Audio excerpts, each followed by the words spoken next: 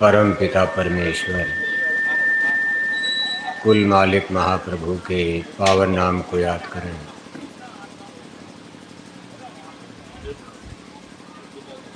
जय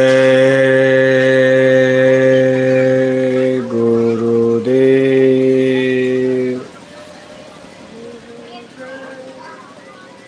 जय गुरुदेव नाम किसका, जय गुरुदेव।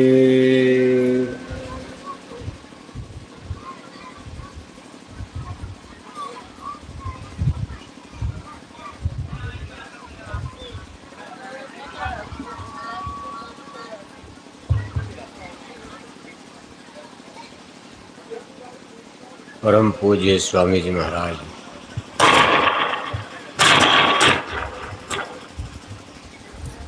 हमारी संस्था के प्रमुख संस्था अध्यक्ष पूज्य हुजूर महाराज जी,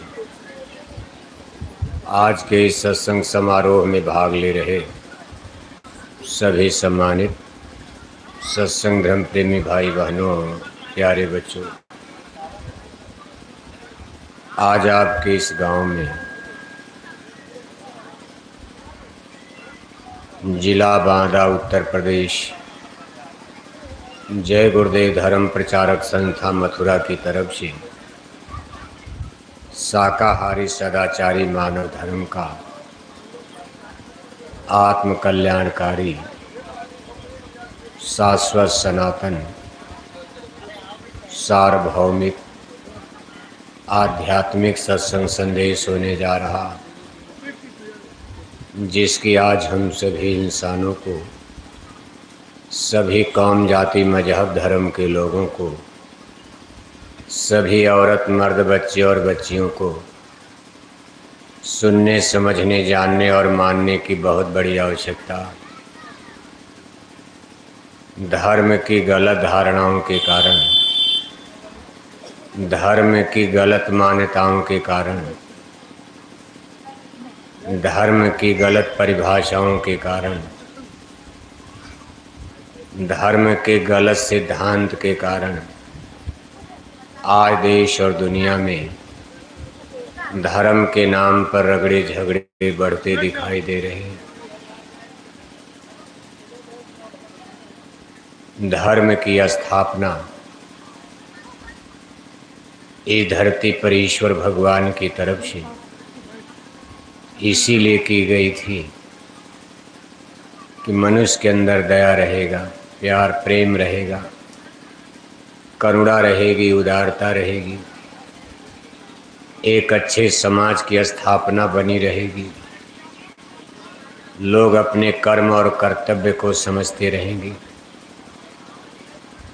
बुराई यानी पाप कर्म कोई नहीं करेगा, और इससे भी बढ़ कर के लोग अपने जीवन के मूल मिशन लक्ष्य को यानी आत्म कल्याण की भी पूर्ति करेंगे।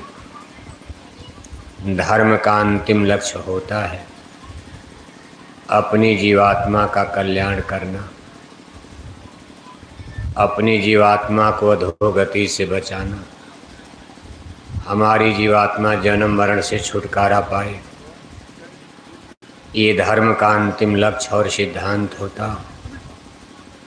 लेकिन आज आप वर्तमान में धर्म के लक्ष्य और उद्देश्य को भटकता देख रहे हो, इसका दुरुपयोग होता नजर आ रहा। जैसे आपको बंदूक दी गई कि भाई इस बंदूक से आप अपनी रक्षा करना, अब बंदूक लेकर कोई डाका डालने लगे, बंदूक लेकर कोई चोरी करने लगे, बंदूक लेकर कोई किसी का कत्ल करने लगे, तो उसको जेल में जाना ही पड़ेगा। इसी तरह से धर्म का दुरुपयोग कभी ईश्वर को बर्दाश्त नहीं हो सकता। जब जब इस धरती पर धर्म का दुरुपयोग हुआ है, धर्म के नाम पर लोगों की जान ली जाती, धर्म के नाम पर हिंसा हत्या होने लगती, धर्म के नाम पर आडंबर पाखंड खड़ा हो जाता तो परम पिता परमेश्वर कुल मालिक हम इंसानों को इसका कड़ा से कड़ा दंड देते, इसकी भारी से भारी कीमत चुकानी पड़ती, फिर मानव जाति का बहुत बड़ा नुकसान होता। धरती पर खून की नदियां बह जाती, धरती पर एक तरह से प्रलय छा जाती, तमाम लोग इसमें मारे जाते हैं, काटे जाते हैं। आज हम आप करीब करीब उसी स्थिति में पहुंच चुके हैं। आज आप धर्मों के सिद्धांत को भटकते देख रहे हो। आज धर्मों के द्वारा लोग गद्दी और कुर्सी प्राप्त करने की कोशिश करते हैं। धर्म सिद्धांत के द्वारा लोग एमपी एमएलए बनना चाहते हैं। धर्म के द्वारा लोग पैसा कमाना चाहते हैं। धर्म के द्वारा लोग अपने मान सम्मान अहंकार की पूर्ति करना चाहते हैं। धर्म के द्वारा लोग जमीन को हड़पना चाहते हैं। धर्म के नाम पर लोग हिंसा हत्या कर रहे हैं। ये तमाम चीज़ें आप दुनिया में देख रहे हो। अब तो इतना डर लग रहा है कि कहीं धर्म के नाम पर विश्व युद्ध न खड़ा हो जाए, जिसको हम आप WW3 नाम देते हैं। सबके हाथ में इस समय मोबाइल है, इंटरनेट है, कंप्यूटर है। आप प्रतिदिन देश दुनिया का समाचार सुन रहे हो। संसार ने 2 विश्व युद्ध देख लिया, WW1 और WW2। अब तीसरे विश्व युद्ध का नगाड़ा बज रहा है, WW3 का। और ऐसा मालूम पड़ता है कि धर्म के नाम पर ही संसार में मनुष्य आपस में मर मिट सकते हैं। करोड़ों करोड़ों लोग इसमें मारे जा सकते हैं, क्योंकि इस विश्व युद्ध में एटॉमिक एनर्जी का, न्यूक्लियर पावर का खुलकर प्रयोग किया जाएगा। न्यूक्लियर पावर, जिसको आप परमाणु बम कहते हो, इस परमाणु बम में इतनी बड़ी ताकत है कि अगर आज बम्बई ऐसे शहर पर अमेरिका का 2 परमाणु बम गिरा दिया जाए तो 2-3 घंटे के अंदर भारत का सबसे सुपर सिटी बम्बई, उसका चेहरा खूनी हो जाएगा, लहूलुहान हो जाएगा। आपके बांदा ऐसे शहर का तो अता पता नहीं चलेगा परमाणु बम में। बात बम्बई की हो रही, बांदा से कितना गुना बड़ा बम्बई शहर जिन लोगों ने देखा होगा। लेकिन अगर अमेरिका का 2 परमाणु बम बम्बई ऐसे सुपर सिटी पर डाल दिया जाए, 2-3 घंटे में वो भी नष्ट हो जाएगी। अब आप समझ लो, अब की विश्व युद्ध में इस परमाणु बम का इस्तेमाल होने वाला है। अब ये विश्व युद्ध है, मालूम पड़ता है कि धर्म के नाम पर ही खड़ा हो जाएगा। कभी कभी आप देखते हो, धर्म का नाम का मतलब, जैसे आपके बांदा में हिंदू मुसलमान में मान लो मोटरसाइकिल की टक्कर हो गई।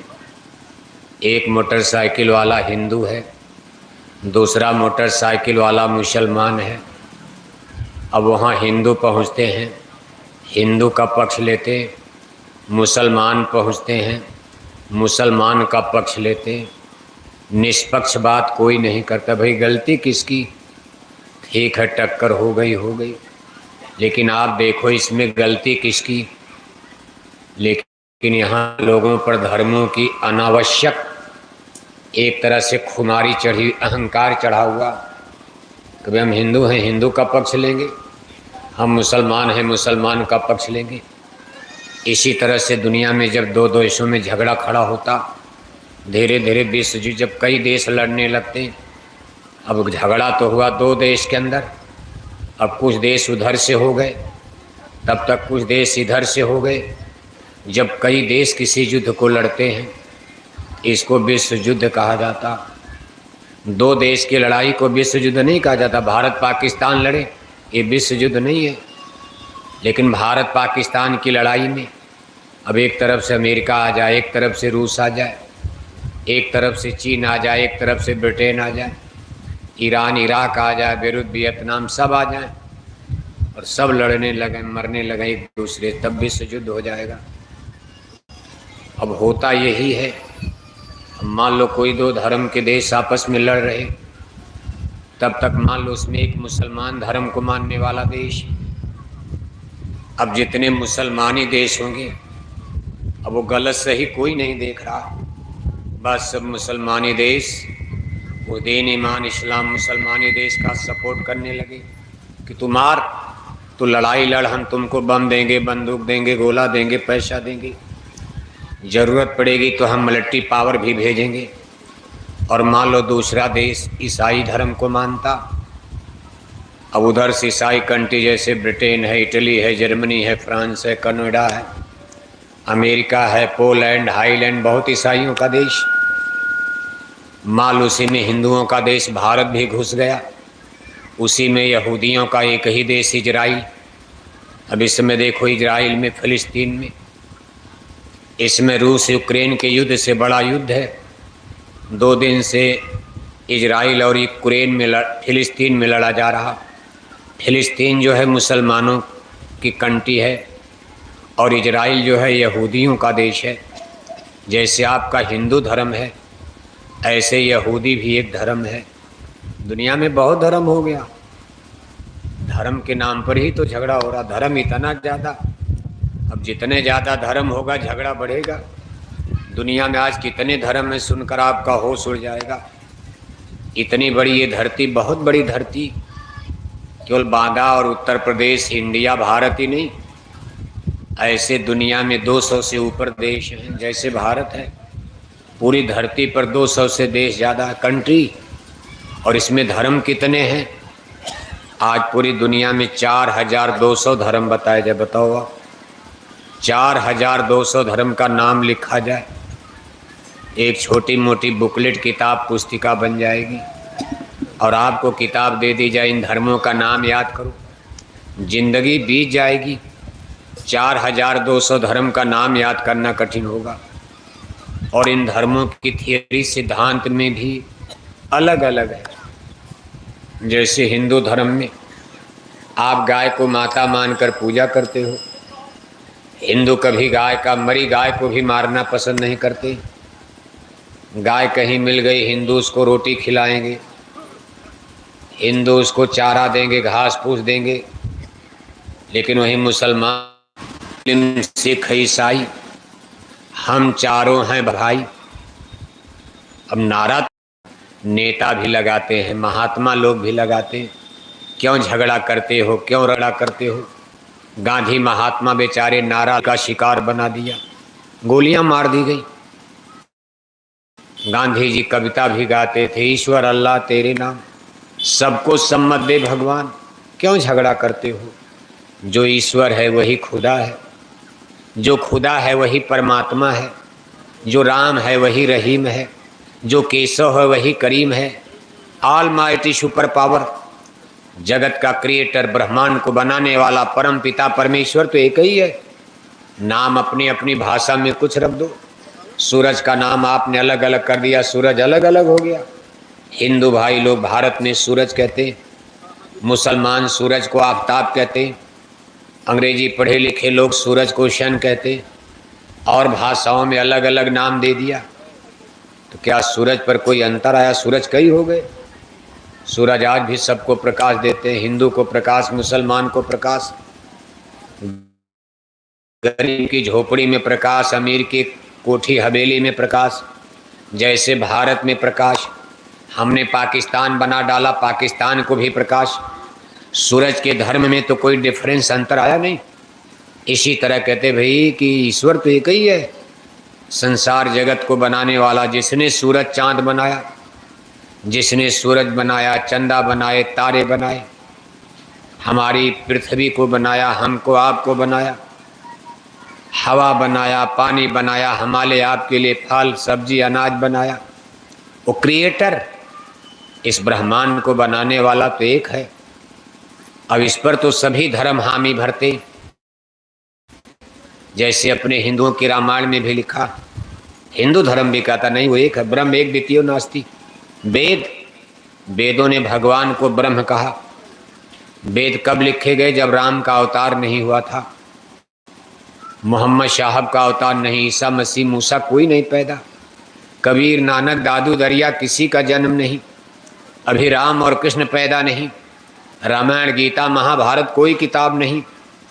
वेदों का धरती पर सबसे पहले अस्तित्व हुआ। यानी ऐसा माना जाता हम मनुष्यों के हाथ में ज्ञान की पहली किताब वेद ही मिली। ज्ञान के रूप में पहली पुस्तक धरती पर मनुष्यों को वेद मिला।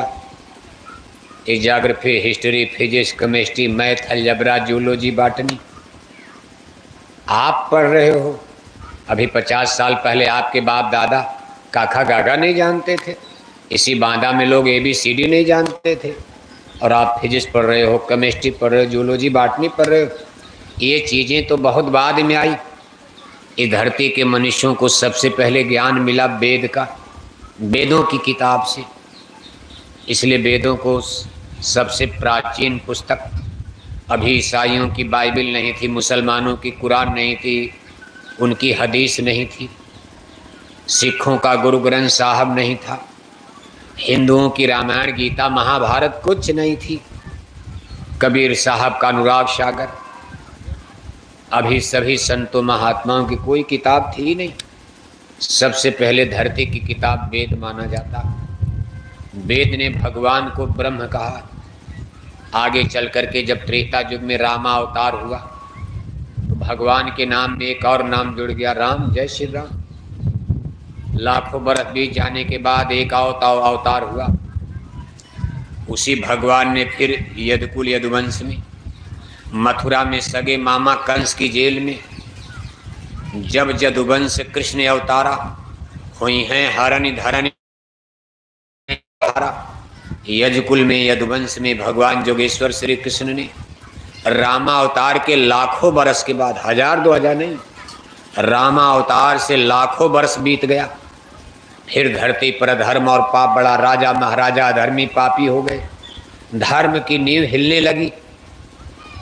तब यदुवंश कृष्ण अवतारा, हुई हैं हरनि धरनि अघभारा। धरती के अघ पाप ताप को मिटाने के लिए जोगेश्वर श्री कृष्ण जी ने अवतार लिया। तो भगवान के नाम में एक और नाम जुड़ गया, कृष्ण नाम। लोग कहने लगे भाई भगवान का एक और नाम कृष्णा नाम, राधे कृष्णा राधे कृष्णा। जैसे राम के साथ सीता राम, सीता माने आत्मा, राम माने परमात्मा, ऐसे राधे कृष्णा, राधा माने आत्मा, कृष्ण माने परमात्मा। अब ये सब चीज़ें देखो एक समुच्चय बनती, सेट। आत्मा परमात्मा ही सारा खेल है, बाकी तो सब कूड़ा कचरा है। सत्य ही है आत्मा और परमात्मा। अब सभी धर्म हमको आपको। फिर उसके बाद जब भगवान कृष्ण की महाभारत की रचना बीत गई, ये 5000 बरस पहले की घटना। उसके बाद भारत के राजवंश खत्म हो गए, बहुत बड़ा युद्ध हुआ। महाभारत में 18 और छड़ी सेना, सारे राजवंश खत्म हो गए। हजारों लाखों रानियां राण बेवा विधवा हो गई। महाभारत युद्ध में सारे राजा राजकुमार मार दिए गए। उस समय भारत को the great master of the world, विश्व गुरु, गोल्डन बर्ड, सोने की चिड़िया कहा जाता था। सोने की चिड़िया का मतलब भारत में कोई भिखारी नहीं था। 5000 बरस पहले जब कृष्ण जी का अवतार हुआ, उस समय भारत में कोई भीख मांगता नजर नहीं आता। सोने की चिड़िया का मतलब जमीन सोने की नहीं, सोने की चिड़िया का मतलब खाने पीने की कोई कमी नहीं थी, गरीबी नाम की चीज नहीं थी। और भारत को विश्व गुरु ज्ञान के मामले, गुरु माने ज्ञान, गुरु माने परमाणु बम बंदूक नहीं। आप बंदूक रख लो 10 बंदूक तो मास्टर कहे जाओगे आप, और 2-4 लोगों का कत्ल कर दिया तो गुंडा कहे जाओगे, माफिया कहे जाओगे, डिक्टेटर कहे जाओगे। आप बंदूक लेकर बांदा की सड़क पर चलोगे, बांदा की सड़कें हिलेगी, आपको देख करके बांदा के लोग डरेंगे, भाई बहुत बड़े माफिया, इनसे मत बोलो गोली मार देंगे। लेकिन ज्ञानी पुरुष से क्या डरना, जिसके पास ज्ञान उससे कोई डरता नहीं है, लेकिन सम्मान लोग उसका करते।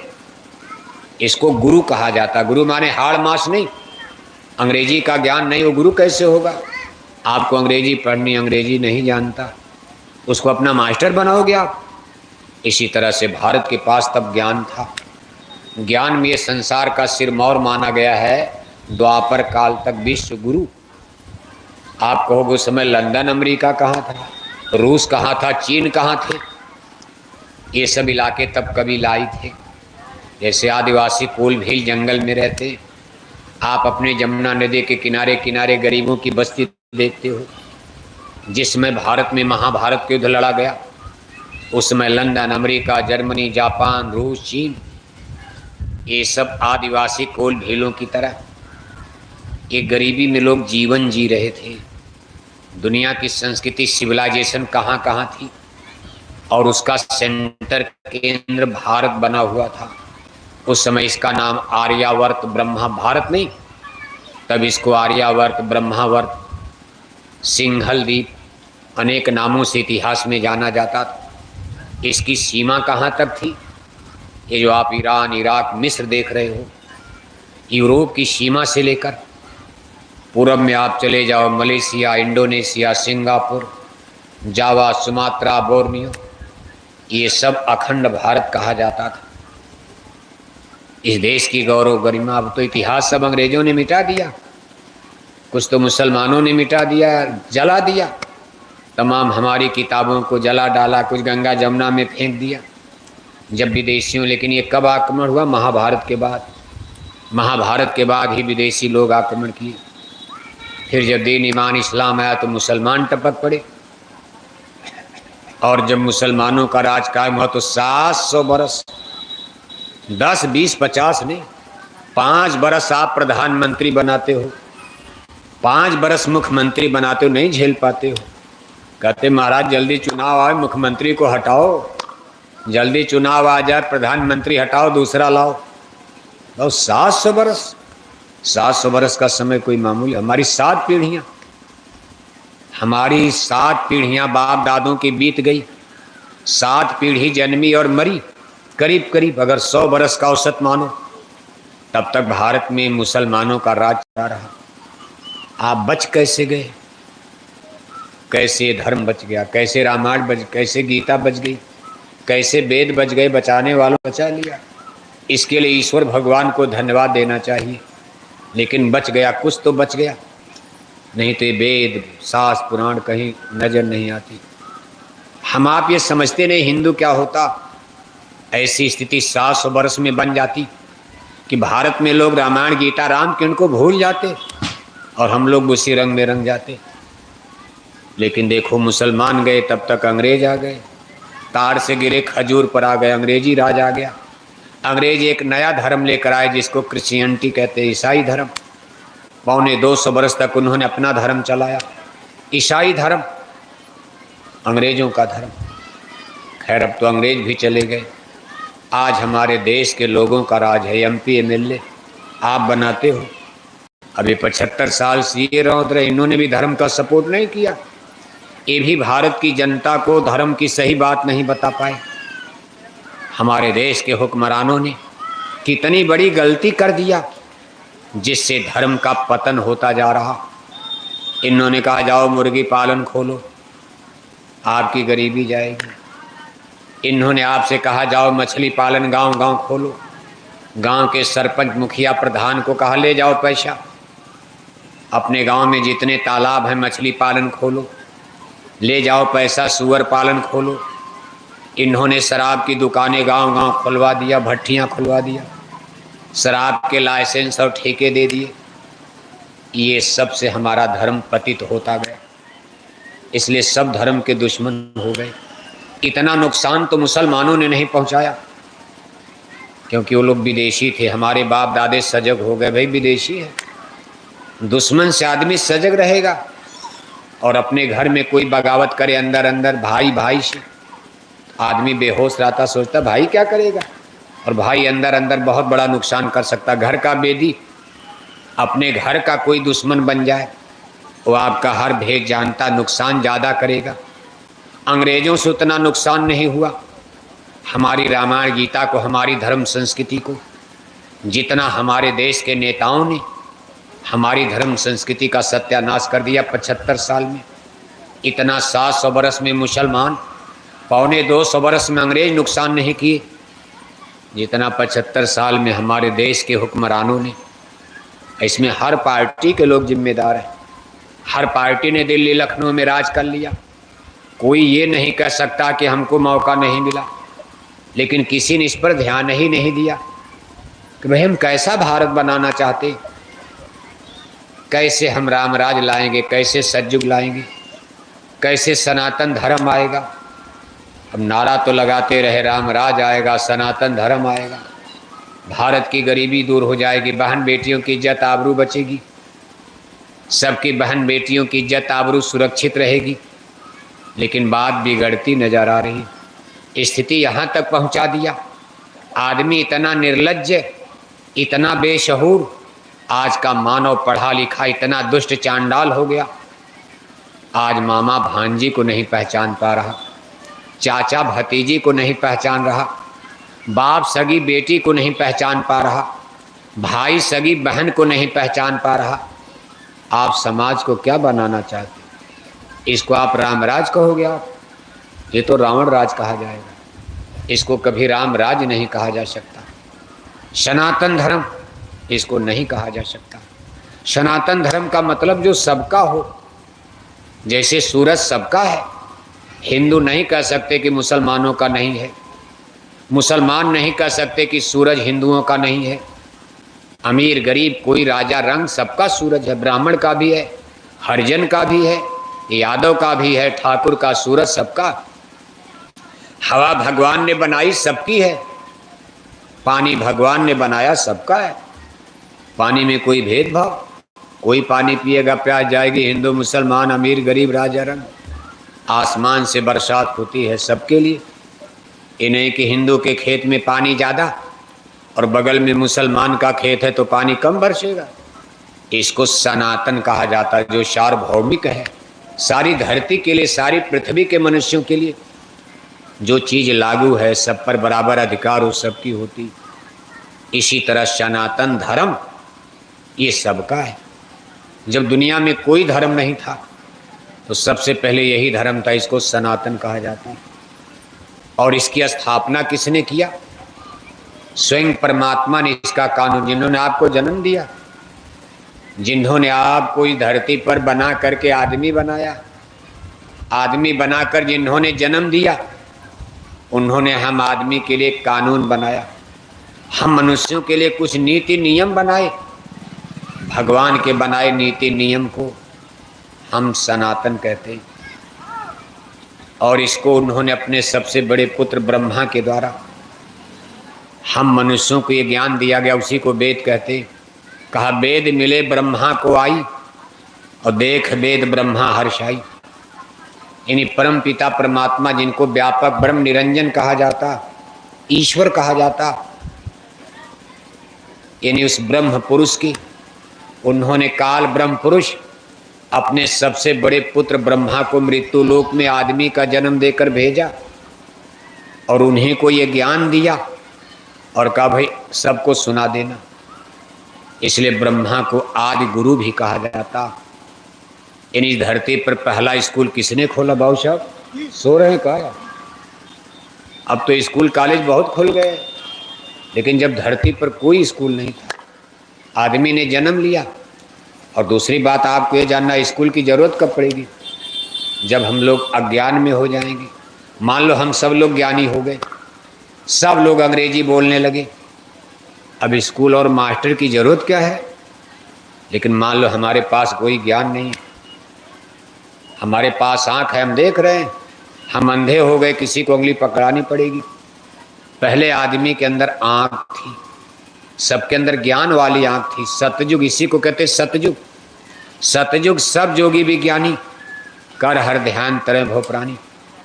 जिस दिन हम लोग भगवान के घर से उतारे गए, सीधे घर तो आपका भगवान के पास था, ईश्वर अंश जीव अविनाशी। भगवान के घर का मतलब आत्मा। जब आपका शरीर नहीं बना था आप स्पिरिट और आत्मा थे, और आत्मा का घर कहाँ है? भगवान का जहाँ घर है। बल्कि भगवान से ही, परमात्मा से ही आत्मा का जन्म हुआ। ईश्वर अंश जीव अविनाशी, चेतन अमल सह सुख राशि।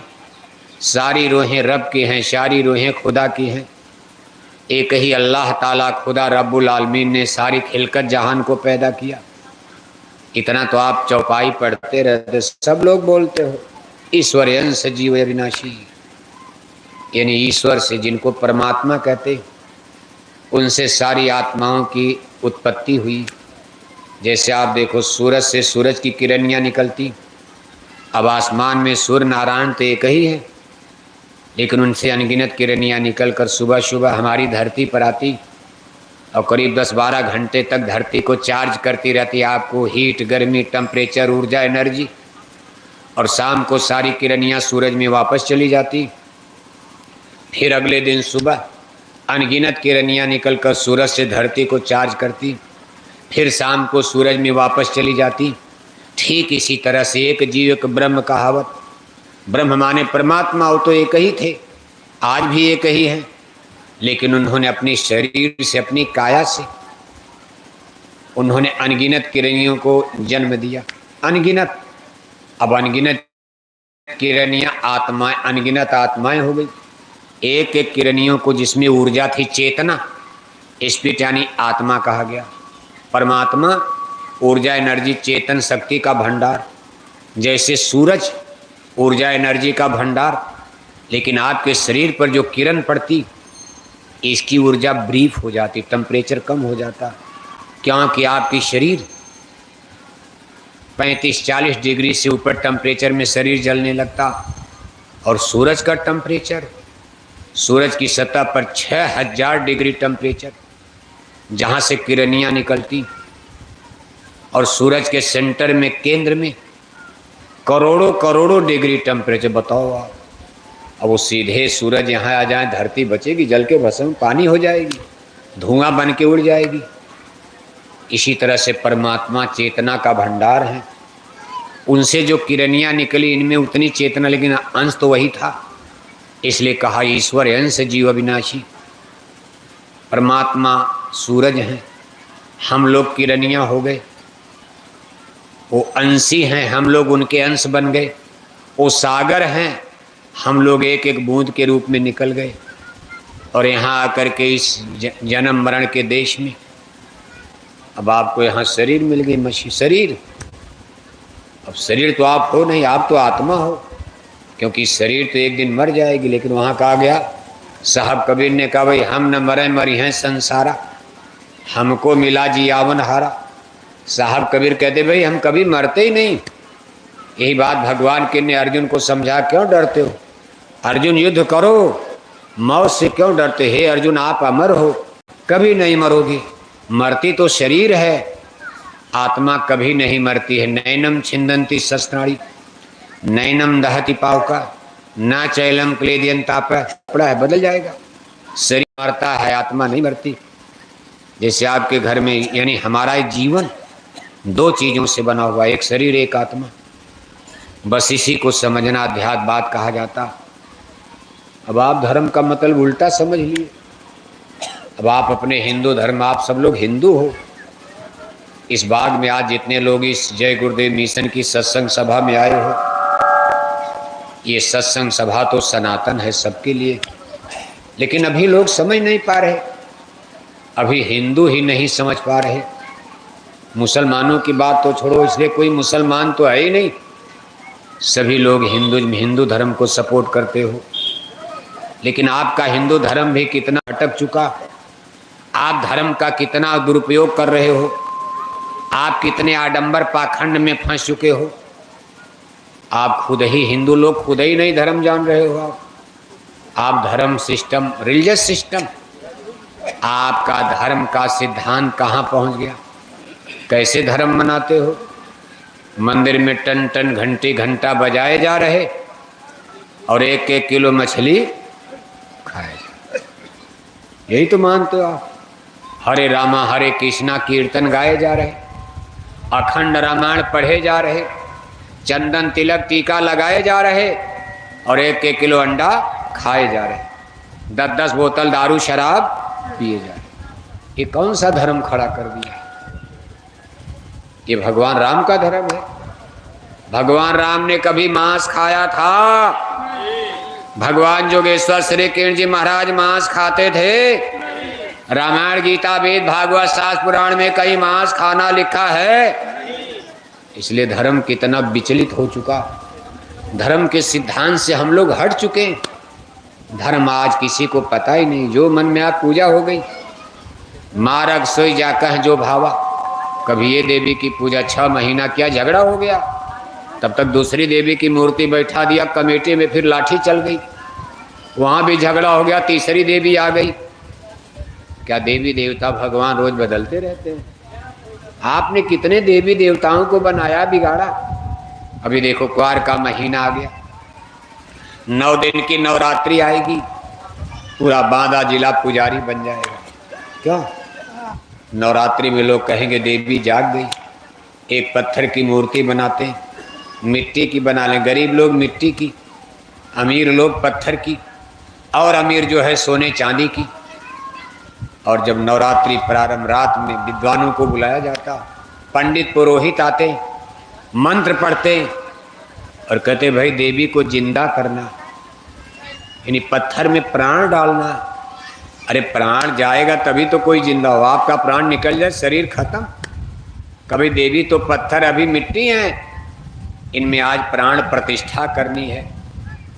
उस पूजा के दिन कितने रुपए खर्च होते हैं। प्राण प्रतिष्ठा नवरात्रि के पहले दिन, जब देवी में प्राण, भी तो देवी पत्थर थी, पत्थर की क्या कीमत। अभी तो देवी मिट्टी थी, लेकिन जब उनमें प्राण आ गया तो लोग कहते प्राण प्रतिष्ठा, देवी जिंदा हो गई। प्राण आने का मतलब देवी जिंदा हो गई, देवी जागरण हो गया, देवी जाग गई। जब देवी जाग गई तो पूरा बांदा जिला घबरा गया, अरे देवी जाग गई, इसलिए शाकाहारी बन जाओ, सब लोग पुजारी बन जाओ। जो लोग मछली खाते थे मछली छोड़ दिया, 9 दिन के नवरात्रि में अंडा छोड़ दिया, बीड़ी पान सिगरेट छोड़ दिया, शराब गांजा भांग छोड़ दिया, और कितने लोग तो रोटी छोड़कर नींबू के पानी पर 9 दिन की नवरात्रि। और जब ही 10वां दिन लगा देवी का प्राण निकाल दिया। 9 दिन बीता, कहा देवी क्या हो गई? देवी खत्म। अब जब कोई मर जाएगा तो क्या करोगे? आप घर में रखोगे? कोई आपके घर में मर जाता, ले जाकर नदी में जमुना किनारे ले जाओगे, जला दोगे, पानी में फेंक दोगे। लोगों ने कहा भाई 9 दिन देवी जिंदा, 9 दिन के बाद देवी खत्म। देवी को ला दो ट्रैक्टर पर, ट्रैक्टर पर ला दो, लो ट्रैक्टर पर, और ले चलो जमुना मैया में बहा दो, देवी खत्म। देवी के प्राण निकल गए, हाथ टूट कर उधर गया, पैर टूट कर उधर गया, देवी खत्म। और जब देवी खत्म हो गई तो डर किसका? अब किसका डर है? फ्री हो गए, फ्री बिल, हर तरह से आजाद रहे। का फिर अंडा खाना शुरू, फिर शराब पीना शुरू, फिर मछली खाना शुरू, झूठ बोलना शुरू, बहन बेटियों की इज्जत आबरू, दारू शराब के नशे में मारो काटो, फिर वही काम करने लगे। फिर कब होशियार हो गए? चैत में, 9 दिन के लिए चैत में, अरे भाई देवी जाग गई, देवी जाग गई। अरे भाई देवी कभी मरती हैं? बताओ आप। जगत जननी उनको कहा जाता, जिनकी आप नवरात्रि में पूजा करते हो। इनको हिंदू ग्रंथों में, वेदों में अष्टांगी देवी, जगत जननी माता, आदि शक्ति दुर्गा, आद्या महाशक्ति, कहा आदि शक्ति जही जग उपजाया, सोय अवतरे मोर यह माया। जिसने सारे जगत को जन्म दिया उस माता को आप 9 दिन के बाद मार डालते हो। जिस दिन माता मर जाएंगे धरती बचेगी। माता के बल पर ही धरती जिंदा। इसी माता के 3 पुत्र हैं, जिनको आप ब्रह्मा विष्णु शंकर कहते हो। ये 3 देवता, 3 भगवान भी मानते हो। ये सब लोग मिलकर के सृष्टि को जिंदा बनाए। कोई हवा देता है, कोई ऐसा कोई दिन नहीं जिस दिन दुनिया में लाखों लोग जन्मे न और लाखों लोग मरे न। आज आपके गांव में कोई नहीं मरा, इसका ये मतलब नहीं पूरे बांदा में कोई नहीं मरा होगा, पूरे हिंदुस्तान में कोई नहीं मरा होगा, पूरी दुनिया में कोई नहीं मरा होगा। दुनिया बहुत बड़ी है, कहीं भूकंप आ रहा, कहीं युद्ध हो रहे, कहीं बम फूट रहा, कहीं गोली फूट रही, कहीं एक्सीडेंट हो रहा। लाखों लोग रोज संसार में मरते हैं, लाखों लोग रोज दूसरी तरफ जन्म लेते। और ये सब ड्यूटी देखो 3 भाई को दे दिया, उनमें कोई झगड़ा नहीं, ड्यूटी इतनी अलग अलग, कितनी खराब ड्यूटी है। सबसे बड़े पुत्र ब्रह्मा से कहा पैदा करो रोज, और छोटे भाई से कहा इनको मारो रोज, भगवान शंकर से कहा मारो, और बीच वाले जो भाई हैं भगवान विष्णु, कभी जब तक ये नहीं मरे रोजी रोटी देते रहना, इनके रोटी कपड़ा मकान का इंतजाम आपको करना। अब बीच में नेता लीडर भी करते हैं, कुछ लोग कहते भाई हमारी सरकार कर रही है, प्रधानमंत्री कर रहे हैं, आपके लिए घर बनवा दिया, किचन बनवा दिया, लैट्रिन बाथरूम बनवाएंगे, स्कूल बनवा दिया, अस्पताल बनवा दिया, सड़क बनवा दिया, आपके लिए बड़े बड़े उन्होंने फ्लाईओवर बना दिए, बंदरगाह बन गए, स्कूल यूनिवर्सिटी कॉलेज बन गई, फैक्ट्री कारखाना बनवा दिया। लेकिन सरकार की भी तो कीमत है। मान लो अगर ऊपर की सरकार नाराज हो जाए तो नीचे की सरकार अगर ऊपर की सरकार नाराज हो जाए तो नीचे की सरकार पानी बरसाएगी। अगर ऊपर के देवी देवता नाराज हो जाएं तो दिल्ली लखनऊ के एमपी एमएलए पानी बरसाएंगे। अगर ऊपर ईश्वर खुदा भगवान नाराज हो जाएं तो दिल्ली लखनऊ के मुख्यमंत्री प्रधानमंत्री पानी बरसाएंगे। और अगर पानी नहीं बरसेगा, मान लो 2 साल, मान लो है, वैसे ऐसा होने तो अभी नहीं जा रहा लेकिन हो भी सकता, मान लो लगातार 2 बरस तक आपके बांदा जिला में 1 बूंद पानी न गिरे, फिर ये धरती माता आपको फल सब्जी अनाज देंगी, धरती में कुछ पैदा होगा पानी बिना? वैसे बुंदेलखंड में पानी की कमी रहती, 2 साल में जमुना मैया सूख जाएंगी, सारे आपके डैम कुएं सूख जाएंगे, ट्यूबवेल पंपिंग सेट सूख जाएंगे, 2 साल पानी न बरसे धरती में पानी खत्म हो जाएगा। उस समय ये समस्या जब आपके सामने आएगी, दिल्ली लखनऊ के एमपी एमएलए आपको पानी बरसाएंगे। इसलिए ऊपर की सरकार भी तो कोई चीज़ है। मान लो अगर अनाज नहीं होगा, पानी नहीं बरसेगा, आपके खेत में किस्म किस्म का फल, किस्म किस्म की सब्जी, किस्म किस्म का अनाज न पैदा हो तो खाओगे क्या आप? मान लो आपके गांव में घर घर खूब कोठी सरकार ने बनवा दिया, हो सकता मान लो सरकार के पास पैसा आ गया, अभी तो पैसा कम है इसलिए बहुत करते आपकी लैट्रिन वेटिंग बनवा देते हैं, वो भी इतना कम पैसा देते हैं कि लैट्रिन बनाए, अपना पैसा न लगाओ तो शायद बढ़िया लैट्रिन आपकी बनेगी ही नहीं, इतना ही पैसा सरकार देती है। और ऐसी लैट्रिन बनेगी उतने पैसे में, उसमें कभी लैट्रिन करने की हिम्मत नहीं करोगे आप, कहोगे इससे अच्छा तो भैया बाहर है, चलो ये लैट्रिन है कि कबाड़ा बना दिया। लेकिन मान लो अगर सरकार के पास पैसा आ जाए और सबके घर में बड़ी बड़ी कोठी हवेली बनवा दिया जाए, सबके घर में बोरा का बोरा सरकार सोना चांदी भेजवा दिया, सबके घर में बोरे का बोरा सरकार ने कागज का नोट भेजवा दिया, क्योंकि इतना पैसा आ गया सरकार के पास कि बैंक में रखने की जगह नहीं, दिल्ली लखनऊ में रखने की जगह नहीं। कहा भाई जनता में बांट दो, जनता हमको वोट देकर राजा बनाएगी।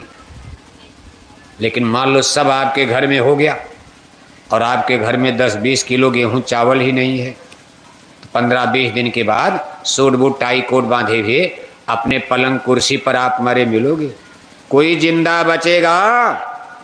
अरे आप प्राण तो अन्न में है, घर में आटा नहीं, दाल नहीं, पिसान नहीं, सब्जी नहीं, खाओगे क्या आप? सोना चांदी खाओगे आप? कागज की नोट खाओगे? हिंदी अंग्रेजी की किताब खाओगे? सूट बूट टाई कोट खाओगे? ये बड़े बड़े स्कूल अस्पताल सड़क इंटरनेट कंप्यूटर मोबाइल हेलीकॉप्टर जहाज कार मोटर मोटरसाइकिल फोड़ कर खाओगे? डीजल पेट्रोल पी लोगे आप? अरे भाई जीने के लिए तो अन्न में प्राण है, अमीर हो चाहे गरीब हो, 2 रोटी सुबह शाम न मिले तो आप पागल हो जाओगे। 2 दिन रोटी न मिले तो पुजारी लोग भी कहेंगे भूखे भजन न होई गोपाला, ए ले लो अपना कंठी। कहा भाई भूखे भजन कौन करेगा? और ये देखो दुनिया में कोई ऐसी फैक्ट्री कारखाना नहीं, धरती माता को छोड़कर कोई कारखाना फैक्ट्री नहीं जहाँ फल किस्म किस्म का फल, किस्म किस्म की सब्जी, किस्म किस्म का अनाज पैदा होगा धरती की फैक्ट्री में। और धरती माता की फैक्ट्री तब तक चलेगी जब तक ऊपर की सरकार पानी बरसाती रहेगी। इसलिए ये सब देवी देवता जो निश्चित किए गए सबकी सरकार है, इसीलिए सबकी पूजा की जाती, सबकी पूजा। जैसे आप जमुना मैया की पूजा क्यों करते? आज ना करो कोई फर्क नहीं, लेकिन एक जमाने में लोग करते थे। क्यों? कि आपके गांव में पंपिंग सेट नहीं था, बिजली की खोज नहीं हुई थी, बिजली गांव में या बिजली कोई जानता नहीं था, बिजली का आविष्कार ही नहीं हुआ था, गांव में आपके ट्यूबवेल नहीं थे, आपके गांव में हैंड पंप नहीं थे, कुआं सूख जाता था, जमुना मैया सबकी प्यास बुझाती थी। जमुना के पानी से खेती करना, जमुना के पानी से प्यास बुझाना, बल्कि यूँ कहा जाए, इतिहास आप पढ़ोगे, जितने बड़े बड़े पुराने शहर बसे हैं सब नदियों के किनारे इसीलिए बसते थे, क्योंकि तब बिजली की खोज नहीं हुई थी कि जहाँ चाहो आप बोरिंग करके पंपिंग सेट से पानी निकालो, हैंड पंप। आप अपना सोलर सिस्टम तो ऐसा नहीं था, यानी जहाँ पानी नहीं वहाँ जीवन नहीं, पानी बिना जीवन, जल ही जीवन था, आज भी जल ही जीवन है। एक दिन पानी पीने को न मिले शाम तक पागल हो जाओगे आप, भोजन तो 2-4 दिन ना मिले तो लोगे, लेकिन पानी तो एक दिन ना मिले तो शाम तक पागल हो जाओगे गर्मी में। तो कहा जल ही जीवन, इसलिए नदियों के किनारे इसलिए लोग गंगा जमुना की पूजा क्यों शुरू हुई कि हे माता, आपको कोई आदमी अगर 2 दिन 3 दिन चाय पिला दे, बाजार में आपको कोई काफ़ी पिला दे, आपकी गरीबी में कोई 2-4 हज़ार की मदद कर दे, तो आप जीवन भर उसको जहाँ देखोगे प्रणाम करते हो, भाई हम आपको धन्यवाद देते, आपने हमारी मुसीबत में साथ दिया। अब जिससे इतनी बड़ी चीज़ मिल रही, हमारे जीवन के लिए पानी मिल रहा, उस गंगा मैया को धन्यवाद देने में, जा कर के 2 फूल चढ़ा देने में क्या पाप था? हे माता, आपके द्वारा हमारा जीवन चल रहा, हे जमुना मैया, हे गंगा मैया, अगर आप ना होती हम लोग पानी बिना मर जाते, इसलिए हम आपको धन्यवाद देने आए। धरती माता, हे माता, आप हमको किस्म किस्म का फल देती हो, हे धरती माता, आप हमको किस्म किस्म का अनाज देती हो, आप हमको किस्म किस्म की सब्जी, आलू बैगन टमाटर, कितना बढ़िया बढ़िया, हम आपको धन्यवाद देते हैं।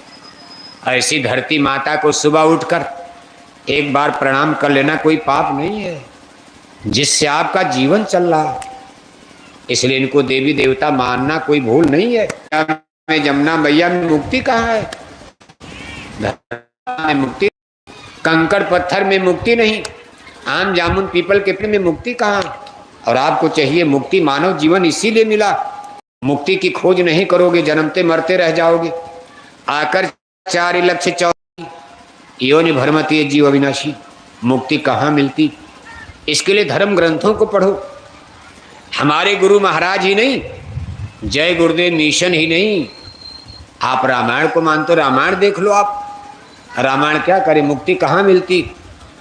कहा गुरबिन भवनी तरह न कोई, जो बिरंच शंकरशम हुई। अगर आप हिंदू हो तो रामायण मानो आप, रामायण आपको मुक्ति के लिए कहाँ भेज रही? गंगा जमुना में नहीं, आपको आम जामुन पीपल के पेड़ में रामायण नहीं बता रही, रामायण आपको मंदिर देवालय में घंटी घंटा बजाने को नहीं कह रही, रामायण ये करेगी गुरु की खोज करो। गुरबिन भव नितर न कोई, जो बिरंच शंकर शम हुई। ब्रह्मा शंकर भी नहीं पा सकते, बिना गुरु के किसी की गति हो ही नहीं सकती, मुक्ति नहीं मिलेगी। उसी रामायण में लिखा है, कर्णधार सदगुर दिन नावा, दुर्लभ साज सुलभ कर पावा। उसी रामायण में लिखा है, बंदो गुरुपद पदुम परागा, सुर सुवास सरसम रागा। देखो आपके बुंदेलखंड की धरती है, ये चीज़ हम आपको इसलिए याद करा दें, जब रामायण की बात आ गई। आज हिंदू धर्म में सबसे महान ग्रंथ, महान का मत कि थोड़ी सरल भाषा हिंदी में है, सब लोग पढ़ लेते। गीता वेद तो संस्कृत में है, सब लोग पढ़ नहीं पाते। रामायण जो है कलयुग में, जब दिल्ली में मुगल सम्राट अकबर का राज चल रहा था, तब गोस्वामी जी महाराज ने काशी नगरी बनारस में बैठ करके रामायण को लिखा। उस समय दिल्ली में मुगल सम्राट अकबर राज कर रहे थे, अब अकबर का राज कोई बहुत पुराना, उसी समय रामायण लिखी गई, और संस्कृत नहीं, हिंदी भाषा में, भोजपुरी अवधि में। इसको सब लोग, जनता आसानी से पढ़ भी लेती, समझ लेती। आप देखते हो शादी ब्याह में, तीज त्यौहार में, घर भोज में अखंड रामायण लोग करवाई देते हैं। रात भर अखंड रामायण पढ़े, पूरे रामायण पढ़ के पटक दिया, और शाम को बैठकर ये हिंदू लोग उसी घर में 1-1 किलो मछली खाते। जिस घर में रात भर रामायण पढ़ते, उसी घर में फिर जाके मछली खाते हो, अंडा खाते हो, शराब पीते हो। तो रामायण का तो मतलब आपने समझा नहीं। गोस्वामी महाराज ने रामायण लिखी। गोस्वामी महाराज का जन्म देखो, चूंकि ये बांदा जिला, बुंदेलखंड, गोस्वामी जी महाराज का इतिहास जुड़ा।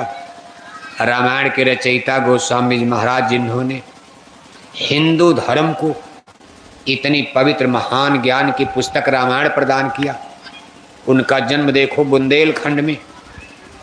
तब ये चित्रकूट नहीं, राजापुर गांव था, तब तो बांदा जिला माना जाता था। चित्रकूट तो अब जिला बना दिया। गोस्वामी जी महाराज ने खुद अपने जीवन इतिहास में लिखा कि राजापुर जमुना के तीरा, जहाँ स्वामी का भयो शरीरा, विधि बुंदेलखंड वही देशा, चित्रकूट बीच 10 कोसा। कहा चित्रकूट से 10 कोस की दूरी पर। अबे देखो कितने पुरानी बात, कम से कम 600 बरस पहले गोस्वामी जी महाराज लिख रहे हैं। चित्रकूट से 10 कोस, उस समय किलोमीटर उटर नहीं चलता था, कोस, जोजन, मील। अब 1 कोस में 3 किलोमीटर होता, कोस का 30 किलोमीटर बन गया। और आज चित्रकूट से राजापुर की दूरी 30 ही किलोमीटर होगी। गोस्वामी महाराज कहते, इसको उन्होंने कोस में बताया कि चित्रकूट बीच 10 कोसा।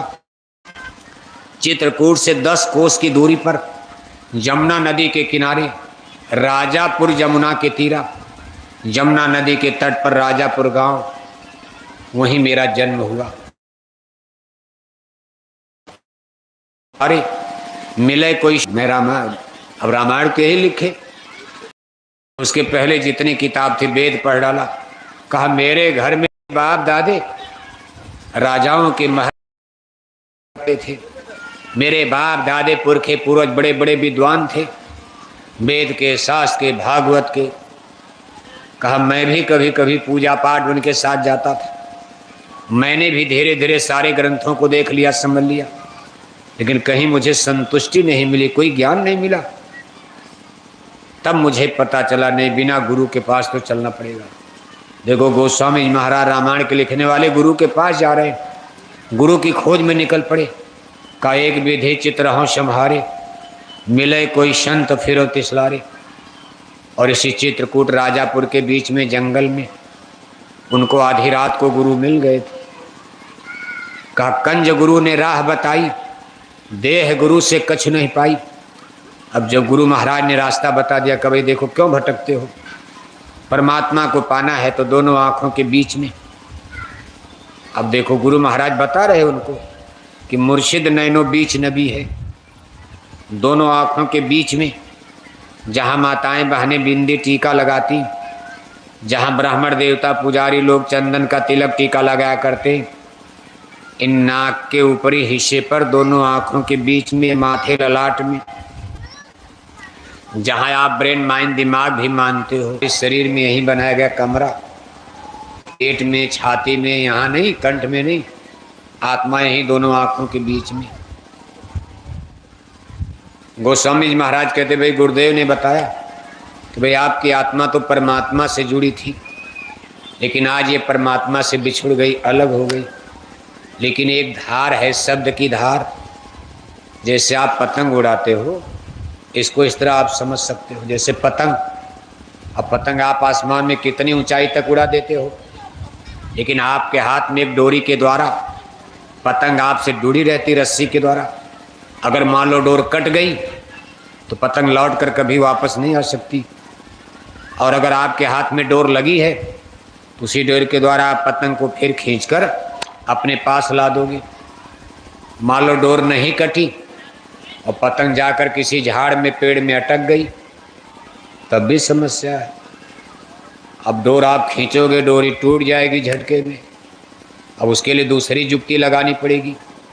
किसी तरह आपको जा करके उस झाड़ से पेड़ को धीरे धीरे पतंग को छुड़ाना पड़ेगा। झाड़ में फंसी पतंग, जब वहाँ छुड़ा लोगे तब डोरी खींचोगे तो पतंग आपके पास आ जाएगी। यही स्थिति देखो जीव की हो गई। सद्गुण है तेरी परमात्मा की तरह से सारी आत्माओं को अपने देश से नीचे गिरा दिया, उड़ा दिया। गिराने का मतलब सीधे नहीं गिरा कि टपक पड़ेगा, एक डोर में बांध कर। अगर सीधे गिराते तब तो आप वापस नहीं, तब मुक्ति की बात खत्म हो जाती, तब हम लोग यहीं रह जाते, फिर वहां न जा पाते। लेकिन कोई डोर लगाकर उन्होंने हर आत्माओं को नीचे गिराया, उड़ा दिया पतंग की तरह। अब ये कौन सी डोर है? इस डोर को संतों ने शब्द कहा, शब्द डोर। रामायण में इसको नाम भी कहा गया है, कहलक करो में नाम बढ़ाई, राम न सके नाम गुन गाई। वैसे नाम के दो भाग होते, वर्णात्मक और ध्वन्यात्मक, लेकिन कुल मिलाकर नाम कहा जाता शब्द। इसमें शब्द प्रमुख चीज है, जिसको हिंदू ग्रंथों में वेद वाणी, ब्रह्म अनहद वाणी, अनहद नाद, साउंड आवाज। मुसलमान इसको आसमानी आवाज कलमा आयते कहते। आप कहोगे भाई शब्द से कैसे बांध दिया? अब हम भी शब्द बोलते हैं। आप हारमोनिया बजाते हो, ढोल बजाते हो, नगाड़ा बजाते हो, बम फोड़ते हो, बंदूक चला, आवाज निकलती है। लेकिन उस आवाज से आप कहो किसी को जोड़ दिया जाए, कोई रस्सी है? लेकिन ये भगवान की आवाज, इसको मानना पड़ेगा। यही तो इसी को भगवान कहते हैं। हमारी आपकी आवाज से कोई जुड़ता तो जरूर है, पहचान जाएगा। ये तो फला आदमी बोल रहा, आवाज को पकड़कर हमारे आपके पास आ सकता। लेकिन परमात्मा की आवाज विचित्र आवाज है। परमात्मा की आवाज, भगवान की आवाज। हमारी आवाज में हम लोग तो माया की बाजार में फंस गए। यहाँ भी आवाज में गुण तो होता, कोई ऐसा मीठा गाता कि देखो आदमी खींचा चला जाता, मुग्ध हो जाता, और कोई ऐसा बोल देता आदमी उससे घृणा कर जाता। अब कहते इतना सुंदर गाया, भाई मैं तो दूर से सुन रहा था, इतनी सुंदर आवाज, मधुर। जैसे आपने बहुत सुंदर गायिका लता मंगेशकर का नाम सुना होगा। लता मंगेशकर के जब गीत होते थे तो बड़े बड़े लोग मुग्ध हो जाते थे। इतनी सुरीली, बुढ़ापे तक। ये तो आदमी की, ये तो थोथी आवाज, बाह्य जगत में, माया के देश में। अब परमात्मा जिसका नाम है, जिसने सब बनाया है, भगवान तो भगवान होगा। उनकी जो आवाज है उसमें एक तरह का ऐसा आकर्षण है, शक्ति है, गुरुत्वाकर्षण है, ग्रेविटेशनल फोर्स है। इसी शब्द की डोर पर बांध कर उन्होंने जीवों को उतार दिया। अब वो जहाँ तक फेंकेंगे वहाँ तक जीव जाएगा। इसको कहते हैं शब्द शब्द रचा सब हुई, शब्द बिना उद्धार न हुई। शब्द डोर सूरज चली आई, काल जाल में गई भुलाई। जब इन्होंने शब्द की डोर पर बांध करके हम आत्माओं को मृत्यु लोक में उड़ाया, यहाँ डाला, यहाँ क्या हो गया? माया के बाजार में। अब वैसे हमको आपको तो फंसने के बाद आनंद आ रहा, लेकिन संतों ने कहा भाई ये जंजाल है, झूठा है, ये रेगिस्तान है, इसमें सुख मिलना नहीं, दुख है, दुख है। लेकिन जब तक हम लोग हैं तब तक तो सुख है लगता, इसीलिए जीव फंसता। बड़े बड़े ऋषि मुनि इसी में उलझ गए, फंस गए। कभी जब यहाँ डाला, यहाँ माया बाजार लेकर बैठी थी। माया ने आत्मा रूपी पतंग को अपने में उलझा दिया। माया रूपी झाड़ में, माया रूपी जंजाल में, घास फूस में, माया के रेगिस्तान जंगल में आत्मा रूपी पतंग उलझ गई। परमात्मा को चिंता हो गई, अब क्या होगा? झटके से खींचा जाएगा, डोरी टूट जाएगी, आत्मा इधर रह जाएगी, परमात्मा उधर रह जाएगी। तब उन्होंने यहाँ संतों को भेजा। किसको भेजा? बाबू साहब सो रहे का? बाबू साहब सो गए, सो गए, कुछ लिख रहे कैसे सो ही गए। कुर्सी पर तो सो ही जाते आदमी, और जनता तो नहीं, बेचारे जो जमीन पर बैठे हो तो सुन रहे। खतरा तो कुर्सी में है।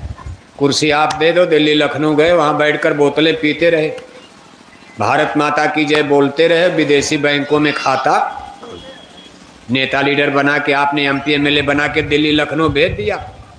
अब उनको कुर्सी मिल गई दिल्ली लखनऊ, कोई दादा के घर का पैसा है, बस जनता, गरीब जनता का खजाना। एमपी एमएलए क्या करते, कुर्सी पर बैठ कर एसी बंगले में बस बोतलें पीते रहे, भारत माता की जय बोलते रहे और विदेशी बैंकों में खाता।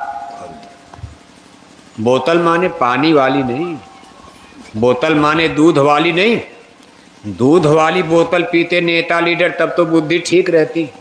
शराब वाली बोतल, दिल्ली लखनऊ में बैठकर बोतल पीने लगे, कोई घर का पैसा था।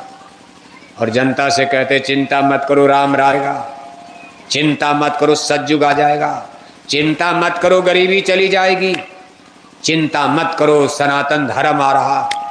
सब फर्जी फर्जी बात शराब के नशे में। देश के हुक्मरान, देश के नीति लीडर हमको आपको बहकाते फुसलाते रहते। और क्या कहेंगे, एक बार और मौका दे दो, एक बार और मौका दो, अब कि हम फिट कर देंगे, जादू की छड़ी घुमाएंगे, आपकी गरीबी चली जाएगी, महंगाई चली जाएगी, जनता खुशहाल हो जाएगी, सोने की चिड़िया बन जाएगी, भारत को बना छोड़ेंगे। अरे बाबा कई बार मौका दिया, तब तक तो हम लोग मर ही जाएंगे। लेकिन कुल मिलाकर के सब गड़बड़ सड़बड़ है मामला। तो सब खतरा तो कुर्सी पर है। पानी ऊपर से नीचे आता, कोई भी बुराई ऊपर से नीचे आती। अंधे नगरी उपट राजा और टका से भांजी, टका से जैसे राजा वैसी प्रजा। कितनी मेहनत करेंगे हम लोग, बोरा बोरी पहनकर कितना जगाएंगे। हमारे लाखों लाख भाई बहन शाकाहारी जैकेट पहनकर, आज 50 बरस हो गया, गांव गांव घर घर, एक एक गांव अब गोद ले लिया, घर घर जा रहे पर्चा लेकर, पत्रिका लेकर, गुरु महाराज का, महाराज जी की अपील लेकर जा रहे कि हाथ जोड़कर विनय हमारी हो जाएं सब साकार। लेकिन हमारी सरकारें क्या कह रही हैं, ना ना ना, शाकाहारी नहीं, मुर्गी पालन खोलो। क्या खोलो, कहने दो बोरा वालों को, जय गुरुदेव मिशन को बोलने दो। दिल्ली लखनऊ की सरकार क्या कह रही कि जाओ पैसा ले जाओ, मुर्गी पालन खोलो, सुअर पालन खोलो, मछली पालन खोलो। डॉक्टरों के पास जाते पढ़े लिखे डॉक्टर क्या कह रहे कि मछली में विटामिन डी है, अंडा में विटामिन सी। तो बोरे वालों की कौन सुनता। 50 साल बोरा पहनते हो गया, अरबों रुपया पर्चा पोस्टर में प्रचार में खर्चा भी हो गया। लेकिन हम लोग बांदा जिला बेटियों की शराब नहीं छुड़ा पाए, और अब पता चला बेटियों ने भी शराब पीना शुरू। उल्टा हो गया, परिणाम उल्टा हो गया। मेहनत की गई थी कि बादा में शराब की दुकान बंद हो जाएगी, हमारे बेटे दारू नहीं पिएंगे, बेटे शराब छोड़े नहीं, और अब बेटियों ने भी माँ बाप के चोरी चोरी शराब पीना यूनिवर्सिटी में शुरू कर किया। गांव में नहीं, अभी कहाँ शुरू किया, यूनिवर्सिटी, बड़े बड़े स्कूल कॉलेज में आपने भेज दिया। माँ बाप को मालूम नहीं, वहाँ के बड़े बड़े होटल बार क्लब में गलत संगत सोहबत में पढ़कर हमारी बेटियों ने दारू शराब पीना शुरू कर दिया। माँ बाप बेचारे समझ नहीं पाए, क्या कर दिया आपने। तो हमारी आपकी बात कौन सुनता। तो सब काम तो कुर्सी का, हम लोग कोई एमपी एमएलए तो है नहीं। अगर हम लोग मुख्यमंत्री प्रधानमंत्री होते तो आज आपके बांदा जिले में शराब की दुकानों पर रातों रात बुलडोजर चलवा दिया जाता। अब बुलडोजर जानते हो नहीं जानते, अब तो थोड़ा बहुत आप जान गए होंगे बुलडोजर, पहले तो नहीं जानते। हमारे मुख्यमंत्री माननीय जोगी साहब ने बुलडोजर बुलडोजर का ऐसा हल्ला मचा कि सब लोग जान गए। बुलडोजर एक मशीन होती कि लगा दो तो बड़ी बड़ी कोठी गिर जाए। अब यही बुलडोजर अभी तो लोगों का घर गिराया जा रहा, लेकिन घर गिराने से तो सतयुग रामराज कभी नहीं आ सकता। जब ये बुलडोजर बांदा जिले में मछली अंडा शराब की दुकानों पर चल जाए तो समझ लो रामराज आ जाएगा। चलाना चाहिए शराब की दुकानों पर, मछली अंडा की दुकानों पर ये बुलडोजर चलना चाहिए। बुलडोजर चले ठीक है, लेकिन ठीक है, घर गिरा के क्या मिलेगा। अगर घर गलत बना तो सरकार को ले लेना चाहिए, किसी गरीब को दान कर दो या कोई सरकारी ऑफिस दफ्तर खोल लो, गिराने से क्या लाभ मिलेगा। अगर मान लो किसी ने घर गलत बनाया है, गिराओ मत आप, उसको लेकर किसी गरीब को दान कर दो, या सरकार दफ्तर खोल ले मान लो गरीब को दान करोगे, कल उसको डाका डाल के मार डालेंगे, बड़े लोग मार डालेंगे, यार घर तू ले ले, निकल बाहर। इसलिए सरकार को चाहिए उसमें दफ्तर खोल, मल्टी रख दो, उसमें कोई फौज रख दो, पुलिस का कार्यालय खोद दो, क्या करेगा कोई। लेकिन आप गिराते हो आप। खैर उनका सिस्टम होगा, वो लोग जाने। लेकिन कुल मिलाकर अगर आज हम बोरे वालों के हाथ में सत्ता होती इन शराब की, तो फिर हाथ न जोड़ा जाता, हाथ जोड़कर बिना हमारी, और हो जाएं सब सरकार। अरबों अरब रुपया खर्च हो गया। लेकिन जब सरकार ही शराब की दुकान खोल रही है तो हम बोरे वालों की कौन सुनता, जाकिट वालों की कौन सुनता। अब तो सवाई ईश्वर भगवान के कोई सुनेगा। इसलिए प्रेमी भाई बहनों, कुर्सी बहुत बड़ी चीज होती, राइट, अधिकार होता, जो सत्ता होती। रावण की भी सत्ता जब तक थी, ऋषि मुनि ज्ञानी ध्यानी कांप जाते थे। लेकिन ऐसी सत्ता जब मिटती है तो बिल्कुल काउंटर हो जाता, खत्म हो जाता। अब जब तक चले तब तक सही, जब तक चले तब तक सही। ये धांधली कब तक चलेगी? जब तक सही तब तक चलेगी। कहने का कुल मतलब यह है कि अंधविश्वास, आडंबर, पाखंड, ये जो कुछ आप खिलवाड़ देख रहे हो, ये सब चीज़ देखो, ऊंचाई से ही सब बुराइयां हैं। जनता बेचारी तो कुछ जानती नहीं। इसको जो आपने पकड़ा दिया मछली पालन भी खोल देगी, इसको आप कहोगे सुअर पालन खोल देगी, इसको आप कहोगे मुर्गी पालन खोल देगी, इसको कहोगे आप शराब बंद करो, बंद कर देगी, आप कहोगे शराब पियो, शराब पीने लगेगी। बड़े लोग जैसा करेंगे छोटे उसकी नकल करेंगे। कुल मिलाकर के देश और समाज की स्थिति में आज ये जो मतिभ्रम आप देख रहे हो, इसमें सबसे बड़ा दोष उन्हीं लोगों का है जिन लोगों ने देश की बागडोर को अपने हाथ में लिया था और कहा था कि हम देश को रामराज की तरफ, अच्छाई की तरफ, एक अच्छा भारत बनाने की तरफ ले चलेंगे। तो देखो आप, चर्चा हमारी आपकी दूसरी चल रही थी। ये तो बाबू साहब कुर्सी पर सोने लगे तो गाड़ी इधर घूम गई। हम आपको बता रहे थे कि देखो हमारी आत्मा जब यहाँ माया के जाल में उलझ गई, बंधन में, परमात्मा चिंतित हो गए। सत्य पुरुष चित कीन विचारा, इन्हें उनको चिंतन हुआ। मनुज स्वरूप चंत अवतारा, वहाँ से शक्तियाँ यहाँ आना पड़ेगा, क्योंकि पतंग अटक गई। अब उस पेड़ पर चढ़ना पड़ेगा, झाड़ में जाना पड़ेगा। जहाँ पतंग फंसी हुई है सीधे डोरी खींची जाएगी, टूट जाएगी। इसीलिए धरती पर गुरुओं का, संतों का अवतार होता। वो लोग आकर के यहाँ आपको माया के बंधन से, जो गिल्टी है, जिस बंधन में आप फंसे हो, धीरे धीरे सत्संग सुना सुना कर एक एक गांठ, एक एक बंधन धीरे धीरे वो खोलते। जैसे कोई रेशमी कपड़ा है, आपने कटीली झाड़ पर डाल दिया, सब कांटे में फंस गया, झटके से खींचोगे, कपड़ा टुकड़े टुकड़े, चिथड़े चिथड़े हो जाएगा। अब धीरे धीरे एक एक कांटा उसमें से निकालो, धीरे धीरे धीरे, तब इसके बाद कपड़ा निकालोगे, सुरक्षित बचेगा। ऐसे हमारी आत्मा माया के कठिन जाल में, कांटों के जंजाल में इतनी बुरी तरह आप फंस गए कि अगर इसको झटके से खींच दिया जाए, चिथड़े चिथड़े हो जाएगी, फिर मतलब क्या निकलेगा। इसलिए यहाँ संतों के अवतार हुई और वो लोग आकर के यहाँ सत्संग खड़ा किए। एक दो बंधन में नहीं, कितना कांटा है, कितनी गिल्टी, कितना बंधन।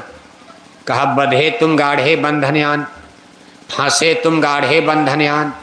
पहला बंधन पड़ा देह का, पहला पिजड़ा तो शरीर है, ये भी पिजड़ा बंधन है, आपका नहीं है। कल मुट्ठी पर राख होने वाला, जिसके लिए आप इतना दिन रात मेहनत कर रहे हो, खिलाओ पिलाओ जिलाओ पालो पोषो, तेल साबुन नहाना धोना, सुंदर बनाना बनाना बनाना, एक दिन आग में जलकर मुट्ठी पर राख हो जाएगा।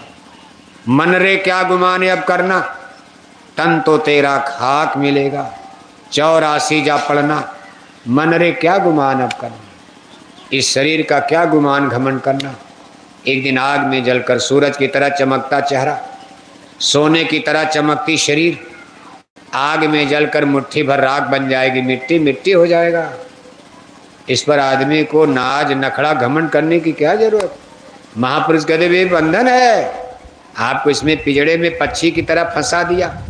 का पहला बंधन पड़ा देह का, देह माने शरीर, पहला बंधन पड़ा देह का, दूसर तिरिया जान, कहा तिरिया माने घर में शादी हो गई, घर में बीबी आ गई, बहू आ गई।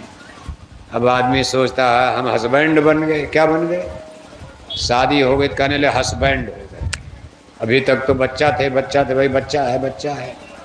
किसी को पकड़कर शादी कर दिया तो खुशी हो गई, हम हस्बैंड बन गए, सीना तान कर चल रहे। लेकिन उनको पता नहीं एक बंधन है। साल भर 6 महीना भीतर यार गड़बड़ हो गया, हम तो शादी करके फंस गए, मालूम पड़ता है जहर खा के मर जाए। बेड़ी भारी भेद न जाना, मूर्ख ने ये भार उठाया, बेड़ी भारी भेद न पाया। ये सब बेड़ी थी, बंधन है। अरे अकेले खाते पीते आराम से, अब घर में बहू आ गई, उसके लिए तो 2 पैसा कमाना पड़े। माँ बाप अब क्या करेंगे? माँ बाप जवाब दे देंगे, बुढ़े हो गए। तो आदमी देखो कहता भाई कुछ करो, नहीं तो बहू के घर चलेंगे, बहू का चप्पल बरसेगा। माँ बाप से तो डर नहीं है, निपट लेंगे, लेकिन बहू जब चप्पल बरसाएगी तब कैसे निपट पाएंगे? बड़े बड़े लोग, नार विवश नर सकल गोसाई, नाचे नट मरकट की नाई। बूढ़े माँ बाप कुछ बोल देंगे, डपट देंगे, डांट देंगे, माँ बाप चुप हो जाएंगे। लेकिन घर में गए, बहू ने चप्पल उठाया, जैसे मदारी डंडा उठाता, बंदर बंदरी नाचते, ऐसे कांपते गड़गड़ गड़गड़। ऐसे घर में जब बहू ने चप्पल दिखाया तो बड़े बड़े पढ़े लिखे लोग, उनकी इंजीनियर डॉक्टर की डिग्री, घर में गड़गड़ गड़गड़ गड़ कांपते।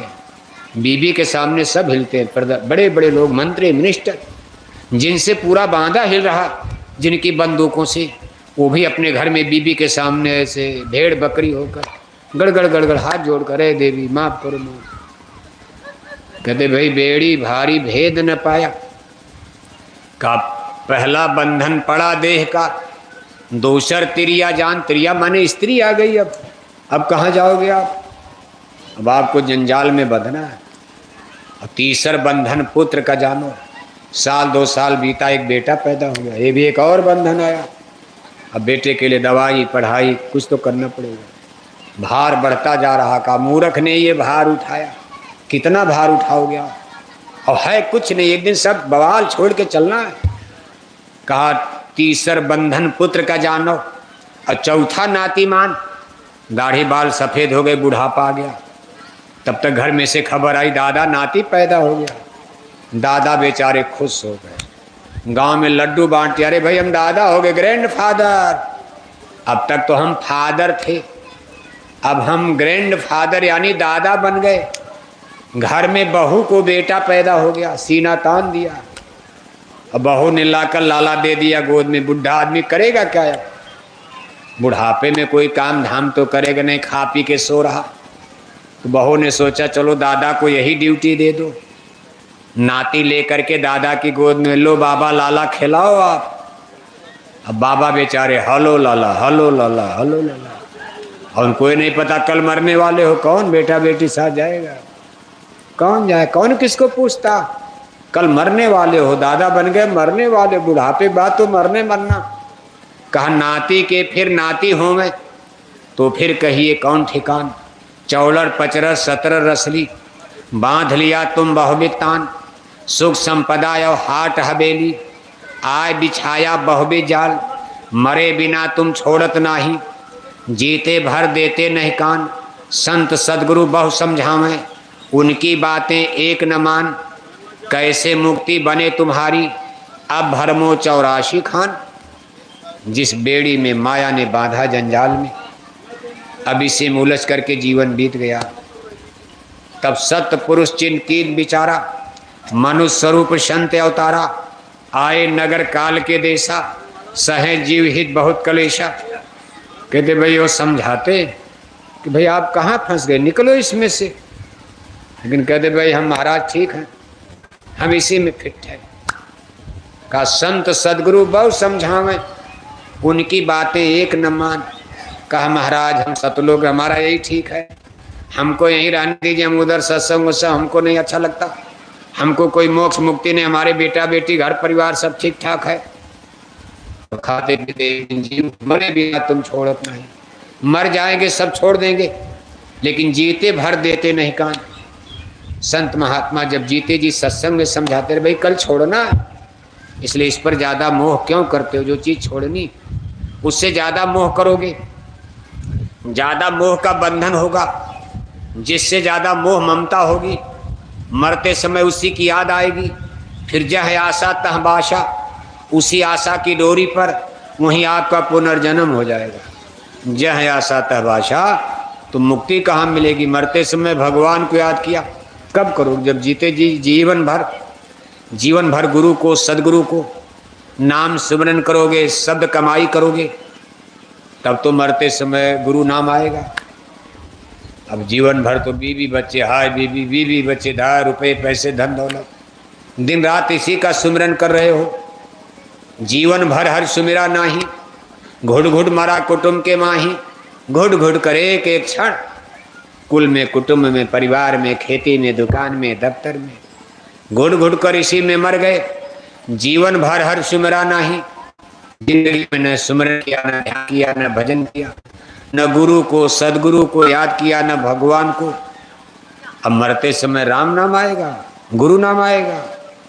जब मरने लगोगे, हाय मेरी बीवी, हाय मेरे बच्चे, हाय मेरी जमीन, हाय मेरा बगीचा, हाय मेरा बैंक वाला, हाय मेरा दुबई वाला, हाय मेरी अलमारी, हाय मेरी तिजोरी, हाय मेरा हिंदी, हाय मेरा अंग्रेजी।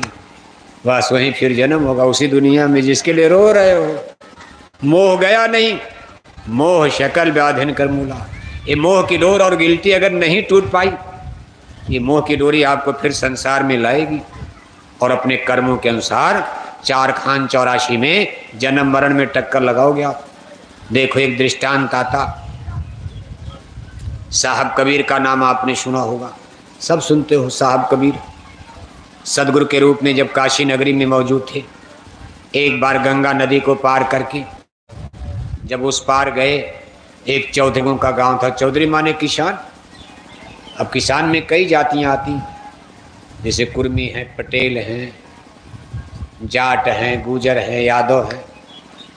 आम रूप से इनको किसान कहा जाता, किसान परिवार। लोधे राजपूत भी होते हैं, बर्मा लोग हैं, अब कुशवाहा लोग, मौर्या लोग भी हैं। खेत सब्जी का काम, वो भी किसान ही कहे जाएंगे, लेकिन वो केवल सब्जी का काम करते हैं।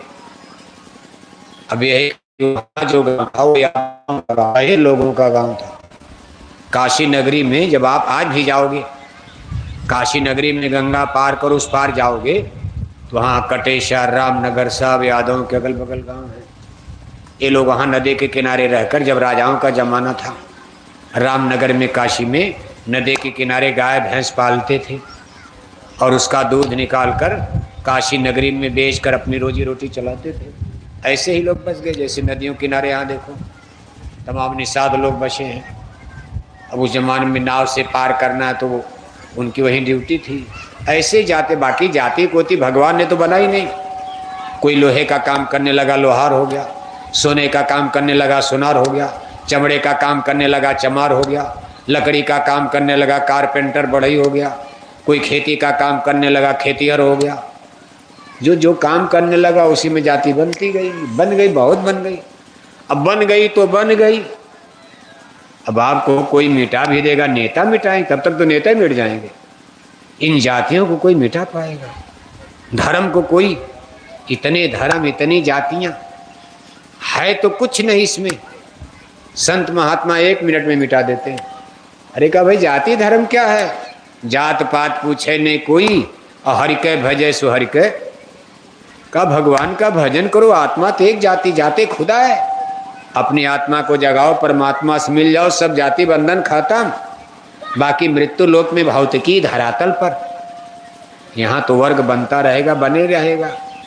बहुत लोग समाज के नाम पर, धर्म के नाम पर झगड़े, कम होने का नाम नहीं बल्कि बढ़ता जा रहा। क्योंकि हर जाति कह रही कि हमारा राजा होना चाहिए। अब हमारा भी राजा होना चाहिए, आप ही कब तक रहोगे? हमारा भी राज आना चाहिए। तो जब राज की बात आएगी तब तो मार काट में कोई देगा, ऐसे थाली में परोस के कोई देगा? आप सोचो राज लेकर ऐसे कोई दे दे, कोई दिया तक? अरे उसके लिए तो युद्ध करना पड़ता, संघर्ष करना पड़ेगा, आपको रिवोल्यूशन लाना पड़ेगा। इस तरह से दुनिया में रगड़े झगड़े तो चलते रहेंगे, लेकिन इसमें कमी आ जाए, सब में प्रेम पैदा हो जाए, उसके लिए अध्यात्म बाध ही है। बाकी और कोई सिस्टम, नेताओं के भाषण से तो झगड़ा बढ़ रहा, सत्संग सुनोगे झगड़ा कम हो जाएगा। अब यहाँ देखो, आज इस सत्संग सभा में सभी जातियों के लोग बैठे, हमारे जय गुरुदेव मिशन में सभी जातियों के लोग, और सबके लिए भंडारा बन रहा। कोई पूछेगा भाई कौन बना रहे, कौन खा रहे? प्रसाद है, महात्माओं का प्रसाद है। घर में जाओ आप, रोटी बेटी के रिश्ते के लिए अपनी जात बिरादरी देखो, कौन मना करता? लेकिन संतों के स्कूल में तो बराबर हुआ। आप घर में राजा हो, आपके बच्चे, आपके बेटा बेटी बड़े आदमी, लेकिन स्कूल में पढ़ने गए तो वहाँ आपको अलग कुर्सी मिलेगी। अरे सबके बच्चे बराबर, स्कूल यूनिवर्सिटी में जो सबके लिए कुर्सी, वही राजा के लिए कुर्सी, वही गरीब के लिए, वही अमीर के लिए, वहाँ सबके बच्चे बराबर। जो पढ़ने में अच्छा होगा कलेक्टर बनेगा, नहीं पढ़ने में अच्छा होगा चपरासी नहीं बनेगा। इसी तरह संतों के स्कूल में बराबर हो आप कुछ पढ़ने आए हो। क्या पढ़ने आए हो? Science of soul. आपकी आत्मा का कल्याण कैसे होगा, ये विद्या संतों के स्कूल में। बाकी यूनिवर्सिटी कॉलेज में विद्या नहीं पढ़ाई जाती। इसलिए सत्संग संतों की स्पिरिचुअल यूनिवर्सिटी एक आध्यात्मिक स्कूल विद्यालय है। और यहाँ कोई पढ़ ले। कहा महाराज कोई जाति होती? कहा कुछ नहीं, स्कूल में न कोई छोटा है न कोई बड़ा है, मास्टर के लिए सब बराबर। जात न पूछो गुरु की, पूछ ले तू ज्ञान, मोल करो तलवार की, पड़ी रहन दो म्यान। कहा गुरु की भी जाति मत देखो और विद्यार्थी की भी जाति नहीं। हरिकै भजे सो हरिकै होई, और जात पात पूछे नहीं। कोई अपनी आत्मा का कल्याण कर सकते हो। सिबरी ने कर लिया भीलनी, रविदास जी जूता सीकर, जिनको उस जमाने में लोग जात का चर्मकार चमार चमड़े का जूता चप्पल बनाते थे, देखो अपनी आत्मा को जगाकर संत गति में पहुंच गए, परमात्मा को पा लिया। और चित्तौड़ की महारानी का गुरु बनने का गौरव रविदास जी ने प्राप्त किया। इतने बड़े मास्टर बन गए कि चित्तौड़ की महारानी ने उनको अपना गुरु बना लिया। मीराबाई ने कुछ था, मीराबाई कोई पागल तो थी नहीं, बड़े बड़े लोगों को छोड़ दिया। का रविदास हमारे गुरु, क्योंकि जो चीज़ रविदास में है मैंने बड़े बड़े धर्माचार्यों में नहीं देखा। मान लिया मीराबाई ने। कहने का मतलब यह है कि ये स्कूल है। बाकी अपने घर में जाओ, अपना रोटी बेटी का रिश्ता है, अपना अपना करो, कौन मना करता। महात्मा इस पचड़े में नहीं पड़ते, न कोई पुरानी चीज़ बिगाड़ते, न कोई नई चीज़ बनाते। वो तो सबके अंदर प्रेम पैदा करते हैं। और ये प्रेम सत्संग के द्वारा, कि प्रेम से रहो, कुछ दिन रहना, अमीर भी रहोगे, गरीब भी रहोगे, राजा भी रहोगे, प्रजा भी रहोगे। बाधा में सबको कलेक्टर नहीं बनाया जा सकता। सब कहो सबको राजा बना, कैसे बन पाओगे? राजा तो कोई कोई बनेगा, लेकिन सब में प्यार। राजा प्रजा से प्यार करे, अमीर गरीब से प्यार करे, गरीब उनसे प्यार करे। मिलजुल कर कुछ दिन आपको रहना नहीं देश बिराना। अरे 10-20 साल तो रहना, झगड़ा क्यों करते हो? उसकी अदालत में जब तुम चढ़ोगे, पूछेगा हाकिम तो क्या तुम कहोगे? पापों की अग्नि में जलना पड़ेगा, एक काया कुटी खाली करना पड़ेगा, रे मन मुसाफिर निकलना पड़ेगा, एक काया कुटी खाली करना पड़ेगा। एक दिन आपको ईश्वर की अदालत में खड़ा होना है, जवाब देना है। आपको अपने कर्मों का हिसाब देना पड़ेगा। ये नहीं कि भगवान की अब जरूरत नहीं पड़ेगी, कुछ ही दिन के बाद फिर उधर लौट करके आप चलोगे और ईश्वरी अदालत में आपका हिसाब होगा। और आपके कर्मों के हिसाब से आपको सुख दुख, जन्म मरण, 4 खान 84 स्वर्ग नरक, अच्छी खराब जगह फिर जन्म होगा, डाले जाओगे। पुण्य कर्म करके चलोगे सुख की जगह, पाप कर्म करके चलोगे दुख की जगह। ये जन्म मरण के चक्र में भटकोगे। तो देखो आप साहब कबीर पहुँचते, एक चौधरी बेचारे बुढ़ापे में अपनी कोठी हवेली के सामने नहा खा करके आराम से पलंग पर ऐसे लेटे हुए थे। अब बुढ़ापे में आदमी कुछ करता नहीं, दरवाजे के सामने पड़ा रहता। साहब कबीर लगे चौधरी को सत्संग सुनाने। कहा देख भाई चौधरी, तूने जिंदगी का सब आनंद लिया, खाया पिया, घर बनाया, मकान बनाया, कोठी हवेली जमीन बगीचा, बेटा बेटी नाती पोता सब हुआ। अब तेरा बुढ़ापा आ गया, तेरा अंतिम जीवन का समय आ गया, लेकिन तूने अपनी जिंदगी का असली मकसद, जिसके लिए प्रभु ने मानव जन्म दिया था, आत्मा का कल्याण, कुछ भगवान का भजन नहीं किया, साधना उपासना नाम कमाई शब्द कमाई तो ही नहीं। तेरा उद्धार कैसे होगा? असली काम छोड़कर नकली में ही लगे रह गए, और मरेगा तो तेरा कोई साथ देगा। इसलिए मैं तुझे नामदान देता हूँ, शब्द मार्ग का भेद दे रहा हूँ। कुछ शब्द कमाई कर लेना, नाम सिमरन कर लेना। जैसे बूंद बूंद से घड़ा भरता, तेरी जिंदगी का कुछ दिन बचा हुआ, कुछ सुबह करना कुछ शाम करना, धीरे धीरे इकट्ठा हो जाएगा आत्मधन का खजाना। आत्मधन की अमोलक दौलत तेरे खाते में इकट्ठा हो जाएगी। यही मौत के बाद तेरी आत्मा को नरकों से बचाएगी। अब संत महात्मा तो समझाते, लेकिन सत्संग की बात जल्दी समझ में नहीं आती। आदमी सोचता महाराज ये नाम धन उन हम बाद में लेंगे।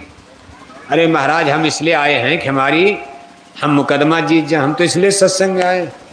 चलो आज गुरु जी का सत्संग सुनेंगे, मुकदमा जी हमको आशीर्वाद दीजिए, ऐसा आशीर्वाद देकर जाइए, कथा सुना कर जाइए कि हम अपना मुकदमा जीत जाए। महाराज बहुत दिन बीत गया, 10 साल हो गया, हमारी बहू को कोई बेटा नहीं, हम इसलिए बहू को लेकर सत्संग में आए हैं, ऐसा आशीर्वाद दिए हमारी बहू को बेटा पैदा हो जाए। महाराज हमारे बच्चे को नौकरी नहीं मिल, नौकरी मिल जाए, हमारी एक कोठी बादा में और बन जाए, हमारे पास दुकान हो जाए। महाराज ऐसा सत्संग सुनाइए कि हमारे पास फैक्ट्री कारखाना लग जाए। और दुनिया तो ये सत्संग चाह रही, और महात्मा आत्मधन मुक्ति मोक्ष की बात सुनाते, मरने वाली बात।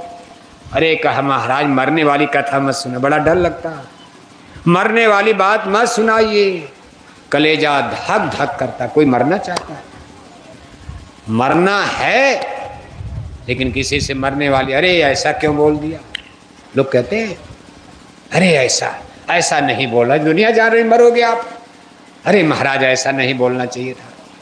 संत महात्मा तो मरने वाली कथा ही सुनाते हैं कि मर करके जब उसकी अदालत में चलोगे आत्मा का क्या होगा, उसी का उपाय बताते हैं कि अपनी आत्मा के कल्याण के बारे में जीते जी कुछ सोच लो, कमाई कर लो।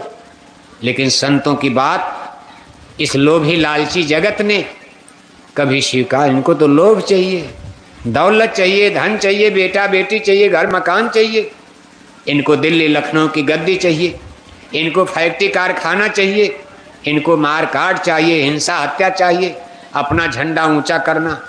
ये मोक्ष मुक्ति की बात तो थोड़ी कठिन लगती।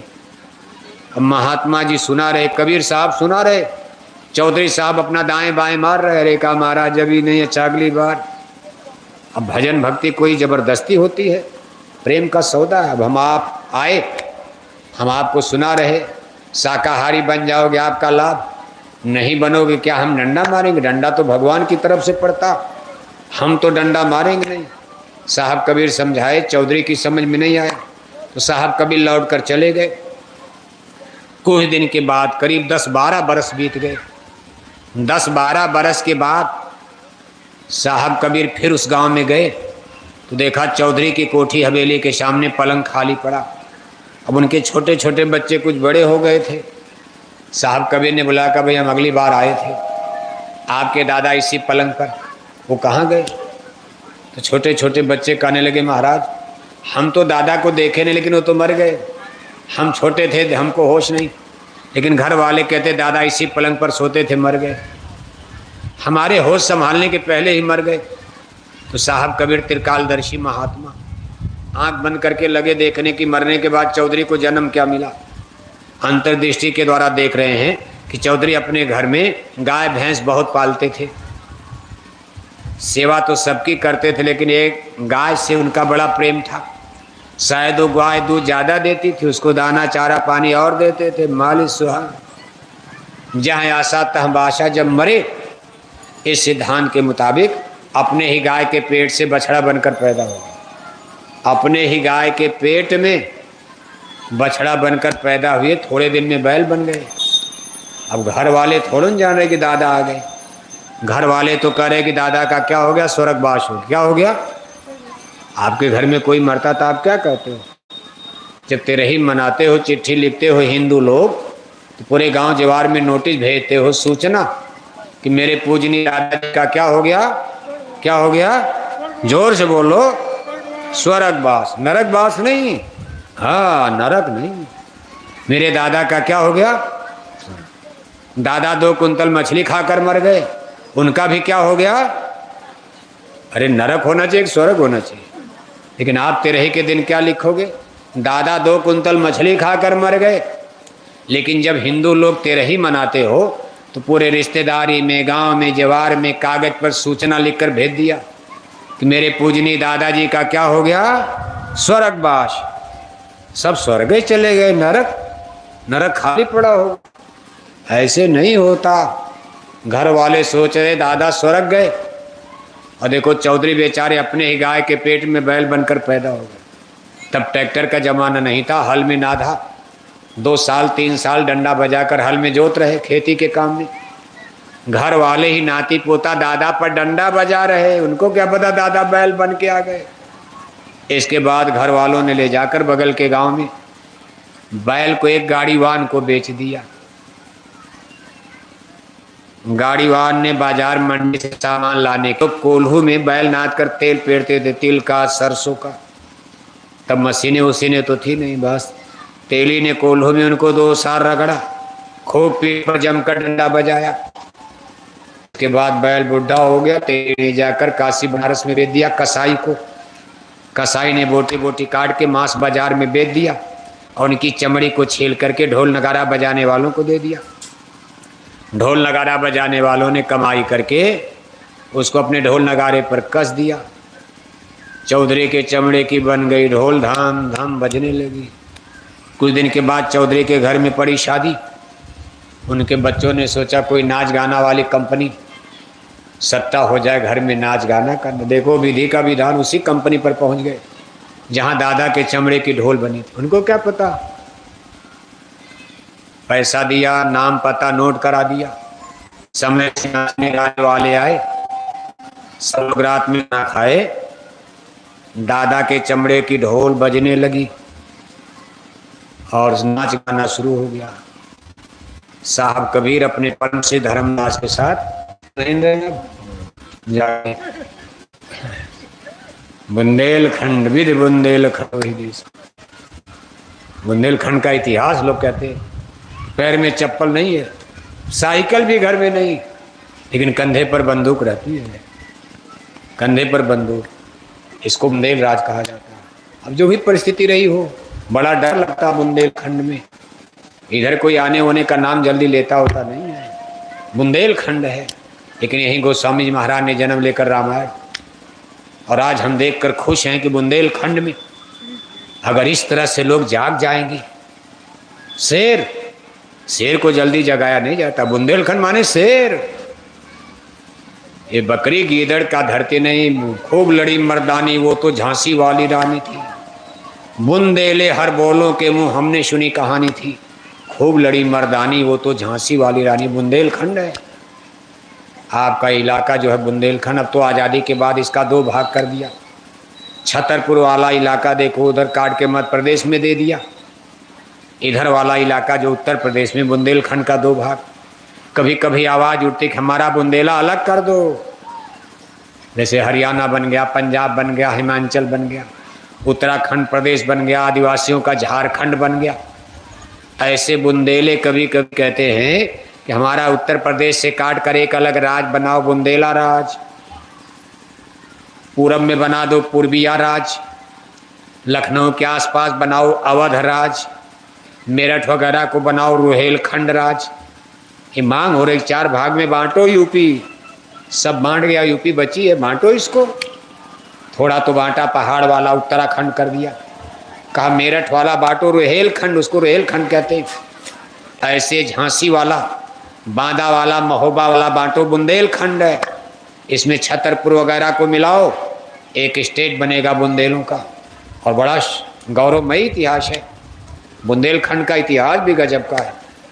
बुंदेला देखो, बुंदेल राज की स्थापना तो बहुत पुरानी। अब आप तो इतिहास उतना जानते नहीं हो, थोड़ी बहुत वो भी जानकारी देखो। यहाँ बुंदेलखंड में महोबा का बड़ा नाम आता। महोबा चंदेल वंश के राजाओं की, जिसमें अंतिम राजा परमर्दी देव हुए हैं, जिनको मोहम्मद गोरी ने हरा दिया था। इसके बाद ही भारत में मुसलमान आए थे। राजा परमर्दी देव ये चंदेल वंश के राजा रहे। चंदेल वंश माने चंद्र वंश, जिससे यादव वंश की उत्पत्ति होती। इसी चंदेल वंश में यानी राजा परमर्दी देव का महोबा में राज स्थापित हुआ। जिस समय की ये घटना है उस समय उत्तर भारत के 3 बड़े राजा थे। एक तो दिल्ली में महाराज पृथ्वीराज चौहान वंश, कन्नौज में राजा जयचंद का राज और महोबा में महाराज परमर्दी देव। ये उत्तर भारत के 3 राजा, छोटे मोटे राजा तो बहुत है। 52गढ़, आप 52गढ़ की बात सुनते हो, छोटे मोटे तो जैसे नरवरगढ़ है, पथरीगढ़ है, इधर चुनारगढ़ है, तमाम स्टेट थे, शिवगढ़ है, ये है वो है, लेकिन बड़े बड़े स्टेट थे। 3 राजा, कन्नौज, महोबा और दिल्ली। लेकिन इसी समय एक घटना घटी। राजा परमर्दी देव के दरबार में बक्सर, जो इस समय बिहार में पड़ता जिला है, वहाँ से एक यादव सरदार थे, छोटे मोटे सरदार, बहादुर लोग। ये लोग राजा परमार के पास, परमर्दी देव के पास आए, कुछ वीरता का काम कर दिया। राजा खुश होकर अपनी फौज में रख लिए। इन्हीं के कोख से आल्हा उदल तमाम ऐसे राजकुमार जो बड़े बहादुर हुए, उनको भी महोबा में सेना में भर्ती किया गया, बल्कि पूरा चार्ज दे दिया। राजा तो नहीं बन पाए लोग, ये सब लोग यादव वंश के थे। आल्हा उदल का नाम आप सुनते हो। ये महोबा में राजा परमर्दी देव की मिलिट्री में आए, लेकिन जब ये लोग आए तो एक गड़बड़ हो गया। अहंकार होता और अहंकार में मनुष्य का विनाश हो जाता। ये लोग इतने बलवान थे कि जब महोबा की फौज में आल्हा उदल ये लोग भर्ती हुए हैं, ये भारत की सबसे स्ट्रांग फौज हो गई, यानी मिलिट्री पावर में सबसे आगे हो गए। अब इन लोगों ने गलती क्या शुरू कर दिया, कभी बड़े बड़े राजवंश, अब उनके घर में राजकुमारियां थी। वो लोग कहते थे भाई आपकी छोटी जाति है, ऊंची जाति बना फरन की। अभी तो महोबा में आज की तरह रेडियो अखबार तो था नहीं, पता लगाया जाए कौन लोग हैं। इनको बनाफर माने, जैसे जंगल जातियां होती, ये मान करके लोग कहते भाई भले बहादुर आप हो, लेकिन आपकी जाति तो छोटी है, पता नहीं कौन हो आप, कहाँ से आ गए। ऊंची जाति बनाफरन की, आल्हा उदल को बनाफर, बनवासी जातियां, उस कैटेगरी में राजाओं ने मान लिया। अब ये बात बुरी लगी उनको, कहने भाई हम तो शादी करेंगे आपके यहाँ। राजाओं ने कहा भाई हम छत्री राजा हैं, हम राजपूत हैं, और बनाफर के घर में अपनी बेटी शादी करेंगे? नहीं करेंगे। अरे कहा नहीं करोगे हम आक्रमण करेंगे। बस आल्हा उदल का आक्रमण हो गया, जैसे नरवरगढ़, चुनारगढ़। अब जहां जहां इन्होंने देखा बस शादी के लिए झगड़ा, युद्ध लड़ने लगे। अंत में देखो राजा पृथ्वीराज चौहान, जो भारत के सबसे बड़े राजा, महोबा के लोगों ने वहां धावा बोल दिया, उनकी बेटी थी, यानी महाराज पृथ्वीराज की राजकुमारी, महोबा के राजकुमार ब्रह्मा से जबरदस्ती शादी करवा दिया। पृथ्वीराज तैयार नहीं थे, लेकिन बाद में एग्रीमेंट कर लिया। अंत में फिर अंदर अंदर जलन, और फिर देखो बेतवा की लड़ाई होती उसी, यानी उसी शादी के चक्कर में महोबा और दिल्ली में युद्ध होता। बेतवा का युद्ध है, बेतवा नदी के इस पार दिल्ली का राज और इस साइड में कन्नौज का राज, उसके उधर महोबा का राज चलता था। सब बटा हुआ, इस तरह शहर वार नहीं था।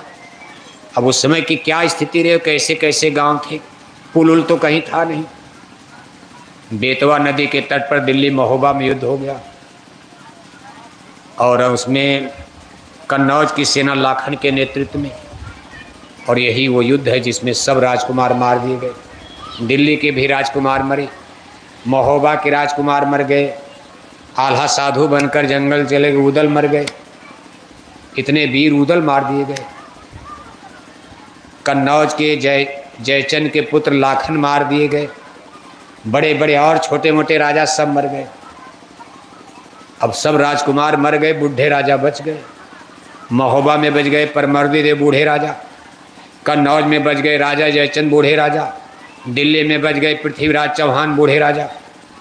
यही वो समय था जब गोरी का आक्रमण हो गया भारत पर। जब बूढ़े राजा भारत में बचे, ये भी अंदर में आपस में द्वेष करने लगे, तो मुसलमानों ने भारत पर पश्चिम सीमा से आक्रमण किया, और ये बूढ़े राजा उसको नहीं झेल पाए। इसी के बाद मुसलमानों ने भारत पर कब्जा कर लिया। विचार करो, अगर ये महोबा के वीर बहादुर आल्हा उदल, ब्रह्मा, कन्नौज के लाखन और दिल्ली के राजकुमार भारत में जिंदा होते कि मुसलमानों को, मोहम्मद गोरी गजनवी को ये अफगानिस्तान के आगे ईरान इराक तक घेर कर मारते, दौड़ा कर मारते। लेकिन भारत का दुर्भाग्य था, इसीलिए अलाउद्दीन इतने बड़े वीर, लेकिन इनका इतिहास में नाम खारिज कर दिया गया। शादी के लिए लड़ गए, ऑनर किलिंग में, मान सम्मान गौरव गरिमा में देश की संस्कृति का सत्यानाश करवा दिया इन लोगों ने। आपस की लड़ाई झगड़े में दुश्मन को मौका मिला भारत में घुस आए। और फिर देखो उस समय महोबा की बुंदेलखंड की राजधानी, बुंदेलों की राजधानी महोबा मानी जाती थी। आगे चल करके समय बीतता गया, फिर बुंदेलों की राजधानी जब इस पर गोरी ने आक्रमण किया, पर मर्द को हराया, महोबा का पतन हो गया। आप देखते हो तमाम खजुराहो में मंदिर बने, ये चंदेर राजाओं ने ही, महोबा के राजाओं ने ही बनवाया उतने बड़े बड़े मंदिर आपके खजुराहो में। ये सब वहाँ तक राज था इनका, पूरे बुंदेलखंड में। आगे चल करके महोबा का पतन हो जाता, तब बुंदेलों की राजधानी ओरछा चली गई। ओरछा ये बेतवा नदी के किनारे झांसी के पास पड़ता, वहाँ कई पीढ़ी तक राजाओं ने राज किया। मुगल सम्राट जहांगीर शाहजहां के ज़माने में ओरछा का भी पतन हो जाता। फिर राजधानी हट करके कुछ दिन के लिए छतरपुर चली गई, महाराज छत्रसाल, जो आज बिहार मध्य प्रदेश में पड़ता। इसके बाद मुसलमानों का राज खत्म होते होते अंतिम चरण में बुंदेलों की राजधानी झांसी चली गई। अंग्रेज़ों के राज में झांसी में युद्ध होता अंग्रेज़ों से, वहाँ की रानी लक्ष्मीबाई का। ये बुंदेलों का अंतिम युद्ध माना गया है, जिसको आप गाते हो, बुंदेले हर बोलों के मुँह, हमने सुनी कहानी थी, खूब लड़ी मर्दानी, वो तो झांसी वाली रानी थी। रानी हार जाती हैं, मार दी जाती, और बुंदेलों के राज पर अंग्रेज़ों का कब्जा हो जाता। ये पूरी सल्तनत दिल्ली में मिला ली जाती। इसके बाद देश आज़ाद होता, बुंदेलखंड का 2 भाग हो जाता, कुछ भाग मध्य प्रदेश में, कुछ जो है उत्तर प्रदेश में डाल दिया गया।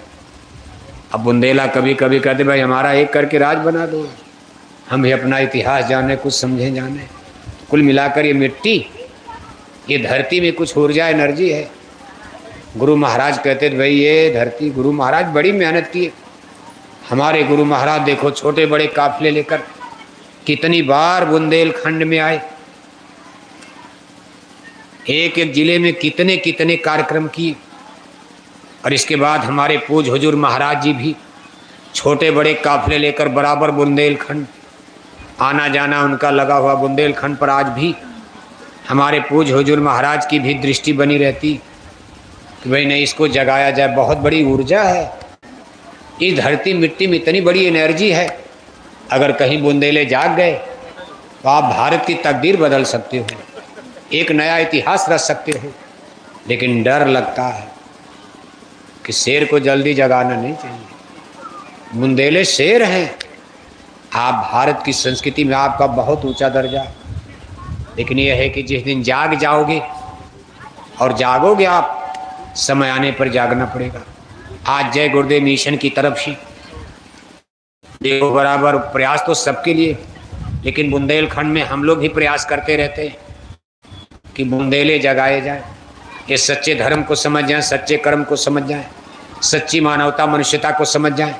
एक अच्छे भारत, अच्छे समाज के निर्माण में बुंदेलों का योगदान मिलना बहुत ज़रूरी, इनका सहयोग मिलना बहुत ज़रूरी। बिना इनके सहयोग के काम आगे नहीं बढ़ सकता। इसलिए हम आपसे अपील करने आए, आप जय गुरुदेव मिशन का साथ दो। वोट नहीं, वोट तो अपनी अपनी पार्टी को, जहाँ आपका झंडा पार्टी देना।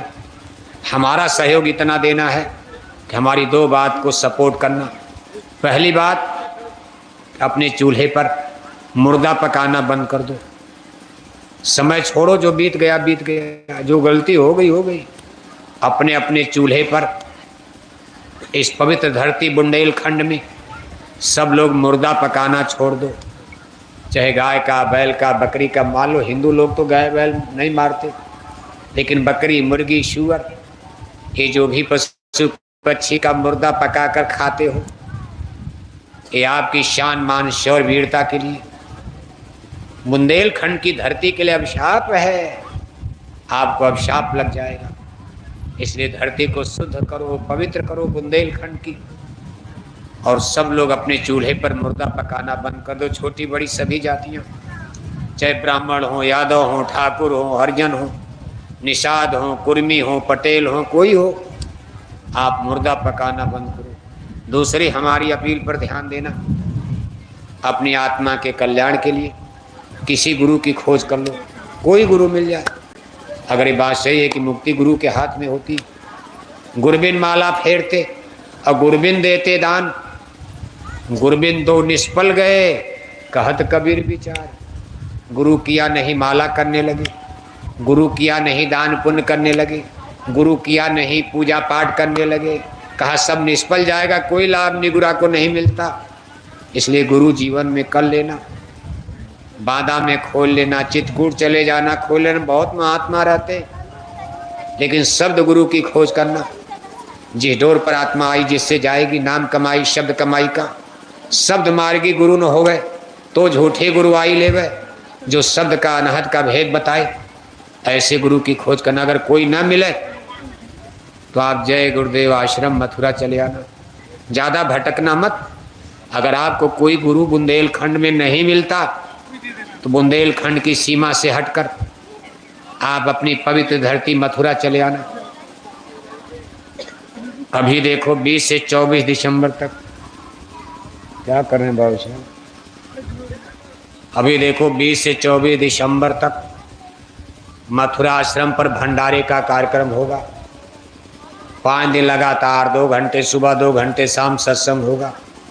22 दिसंबर जो पूजा की मुक्ति तिथि तारीख है, ये दिन बड़ा महत्वपूर्ण होगा। इस दिन पूज्य महाराज जी का दर्शन, उनका सत्संग और नए लोगों को नामदान, गुरु दीक्षा, गुरु मंत्र प्रदान किया जाएगा। यानी आपको गुरुमुख किया जाएगा। जो चाहते हो भाई बहन हमारी भी आत्मा का कल्याण हो जाए, मानव जीवन सफल हो जाए, तो आप भंडारे के इस कार्यक्रम में मथुरा आने की कोशिश करना। इसी दिन आपको मथुरा में मंदिर के देवता श्री दया दुआ आशीर्वाद बरकत की प्रसाद भी मिलेगी, जिससे आपकी मनोकामनाएं पूरी होंगी। कोई बला बीमारी, रोग दोग, भूत प्रेत, बैताल पिचास, अमीरी गरीबी, रगड़े झगड़े में आपको लाभ फायदा पुण्य मिलेगा। ये प्रसाद भी मंदिर के देवता से इसी दिन बांटी जाएगी, आपको दी जाएगी, मिलेगी। इन सारी चीज़ों का लाभ फायदा लेने के लिए आप भंडारे के इस कार्यक्रम में मथुरा आने की तैयारी करना, कोशिश करना। हमारे जो नामदानी भाई बहन आप यहाँ आए हुए हो, बहुत से नामदानी भाई बहन बराबर मथुरा जाते हैं। आपसे ये बात कहनी है, देखो जुग जमाना बहुत ख़राब चल रहा। बच्चे बच्चियाँ, कोमल मन हृदय अगर कहीं गलत संग सोहबत में चले गए फिर बिगड़ जाते। फिर आप लाख प्रयास करते हो, वो संभलते नहीं, सुधरते नहीं, तब आप पछताते हो, शिकायतें करते हो। इसलिए बच्चों का संस्कार बने, बच्चों में अच्छी आदत बने, गंदी आदत न पड़े। अपने घर में रोज़ सत्संग बैठक 20-25 मिनट के लिए बनाया करो। छोटे छोटे बच्चों को लेकर बैठ गए, एक छोटी सी प्रार्थना बोल दिया, 10 मिनट ध्यान, 10 मिनट भजन, इसके बाद जय गुरुदेव 2 लाइन के नाम बोल लिया, बस 20-25 मिनट काम खत्म। बच्चों को 2 घंटा मत बैठाना, तो अगले दिन बैठेंगे ही नहीं। बहुत देर उनको नहीं, आपको बैठना, बाद में 1 घंटा 2 घंटा भजन करो, कौन मना, रात भर करो। लेकिन बच्चों के लिए 20 मिनट 25 मिनट, उनकी पढ़ाई भी करनी, नुकसान भी ना हो पढ़ाई का। लेकिन सुबह रोज आप, इसके बाद घर में गोलक रखते हो, 1-1 रुपये का सिक्का बच्चों से भी और खुद उस गोलक में आप डलाते जाओ। महीना पूरा हो जाए, गोलक को खोलो, सिक्कों को गिनो, फिर उसको कागज़ का नोट बनाकर अपने जिलाध्यक्ष के रजिस्टर में, जो रजिस्टर मथुरा से आया है, उसमें गोलक सेवा का कॉलम बना हुआ आपने उसमें जमा कर दिया। फिर सिक्के को महीने भर डालो, फिर कागज़ का नोट बनाकर जिलाध्यक्ष के रजिस्टर में जमा कर दो। अब सिक्का तो सड़े गलेगा नहीं, जीवन भर चलता रहेगा। ये जो सेवा है गोलक सेवा, ये पूज्य महाराज जी के काफिले में, पर्चा में, पोस्टर में, झंडा में, बैनर में, डीजल में, टोल में भाड़ा में, किराया में खर्च किया जाता। कितने पवित्र काम में, आत्म जागरण में, जीवों को शाकाहारी बनाने में, जीवों को आत्म जागरण कराने के लिए, जीवों को, जीवात्माओं को नरकों से बचाने के लिए इतने पवित्र काम में आपकी ये सेवा लगेगी, इसका कितना बड़ा आपको पुण्य मिलेगा। इसलिए इस सिस्टम से आपका एक तो गुरु आदेश का पालन, मथुरा दरबार के हुक्म का पालन भी होगा, और दूसरे आपके बच्चों का संस्कार बनेगा। फिर अपने बच्चियों का जब थोड़ा सयाने हो जाए तो यहाँ युवा संगत संगठन जिले के रजिस्टर में उनका नाम, पता, मोबाइल नंबर दर्ज करवा दिया। बराबर इनसे सेवा ली जाएगी, प्रशिक्षित किया जाएगा। तब तो ट्रेंड होंगे, सेवा का, भजन भक्ति का मार्ग सीखेंगे, समझेंगे, पढ़ेंगे, जानेंगे। मान लो कल आप बूढ़े होकर मर जाओगे तो आपके घर में कोई जय गुरुदेव नाम नहीं बोलेगा। बच्चों को संस्कारवान बनाओगे तभी तो आपके मरने के बाद जय गुरुदेव नाम की मशाल यही नई पीढ़ी में बच्चे बच्चियां जलाएंगे। इसलिए युवा संगत संगठन बच्चों में संस्कार डालने के लिए देखो धीरे धीरे स्टैंड हो रहा, डेवलप हो रहा, खड़ा हो रहा। तो आप इस पर विचार करना। एक एक गांव गोंद लेकर गांव गांव निकल जाओ, जब भी समय मिले थोड़ा पर्चा बांध दिया, कुछ सुना दिया। ये दरबार का हुक्म है। दरबार का हुक्म माने भक्ति में आता। भक्ति करोगे तभी तो भजन बनेगा। इसलिए आप इस पर विचार करना। बोलो जय गुरुदेव। देखो आप सभी ग्रामवासी, नगरवासी, सभी भाई बहनों को, बच्चे बच्चियों को इतने टेम्परेचर में घर गृहस्थी के कामकाज को छोड़कर अपना भाड़ा किराया लगा करके आप दूर दूर से आए और इतनी देर तक करीब 2 घंटा धोएंगे, सद्भाव दिया, आदर दिया, सत्कार दिया। हम इसके लिए आप सबको धन्यवाद देते। सबके लिए हमारी शुभकामना। और आज आपकी ये भीड़ देख करके लग रहा कहीं बुंदेलखंड जग तो नहीं रहा, लेकिन अभी मत जगना, अभी शेर सोता रहा है। शेर जाग जाएगा तो गड़बड़े मच जाएगी और हंगामा हो। अभी शेर सोता रहे, लेकिन कोशिश समय आने पर जगाया जाएगा। लेकिन ये भीड़ बता रही कि कुछ होने वाला। बांदा जिले में और इस जंगल में हम लोग तो रात में आए तो कमर जो है दुखने लगी। 50 किलोमीटर जंगल में कहाँ डाल दिया लाकर कि भाई इतनी दूर कहाँ हम जा रहे, कौन सुनने आएगा। लेकिन आज आपकी भीड़ देखकर मालूम पड़ा भाई नहीं, कुछ खेल होने वाला। गुरु महाराज ने मेहनत करके जो संस्कार बीज बुंदेलखंड में अपने काफिले के द्वारा, फिर पूज महाराज जी ने जो मेहनत किया, बीज बोया जाता, बाद में जमता है समय आने पर। वो लक्षण आज धीरे धीरे अब नज़र आ रहा। इसके लिए हम आपको धन्यवाद दे रहे। हम लोग तो देखो यहाँ रात में ही आ गए थे और आपके बगल में ही पड़ोस के गांव में घर है, सड़क पर हमारे भाई अर्जुन सिंह का। हम लोग रात भर उनके घर में रहे, ठाकुर साहब के भाई अर्जुन सिंह। पूरे घर के लोग, छोटे बच्चे से लेकर बूढ़े तक, सब लोग कितने श्रद्धालु, कितने भक्त, सेवादार कि रात भर जाग जाग कर सबके लिए खाने पीने सोने का इंतजाम करना। फिर यहाँ आप देखो टेंट लगाना, लाउडस्पीकर लगाना। हमारे तमाम भंडारी सेवादार भाई बहन रात भर जाग जाग कर सबके लिए भोजन भंडारा प्रसाद बनाना। हमारे युवा संगत संगठन के तमाम बच्चे बच्चियाँ जिन्होंने प्रचार किया, योगदान दिया, तब तो भीड़ आई। हमारी महिला संगत संगठन की तमाम बहनें, तमाम लोगों के सहयोग से ये कार्यक्रम देखो निर्विघ्न रूप से शानदार तरीके से संपन्न माना जाएगा। हमारे जिला संगत संगठन बांदा जिले के अध्यक्ष भाई अखिलेश सिंह जी, साथ ही साथ हमारे इस संगठन के बांदा जिला संगत संगठन के अन्य सम्मानित पदाधिकारी, उपाध्यक्ष, मंत्री, कोषाध्यक्ष, सचिव और भी तहसील ब्लॉक सेक्टर के तमाम अध्यक्ष, उपाध्यक्ष सभी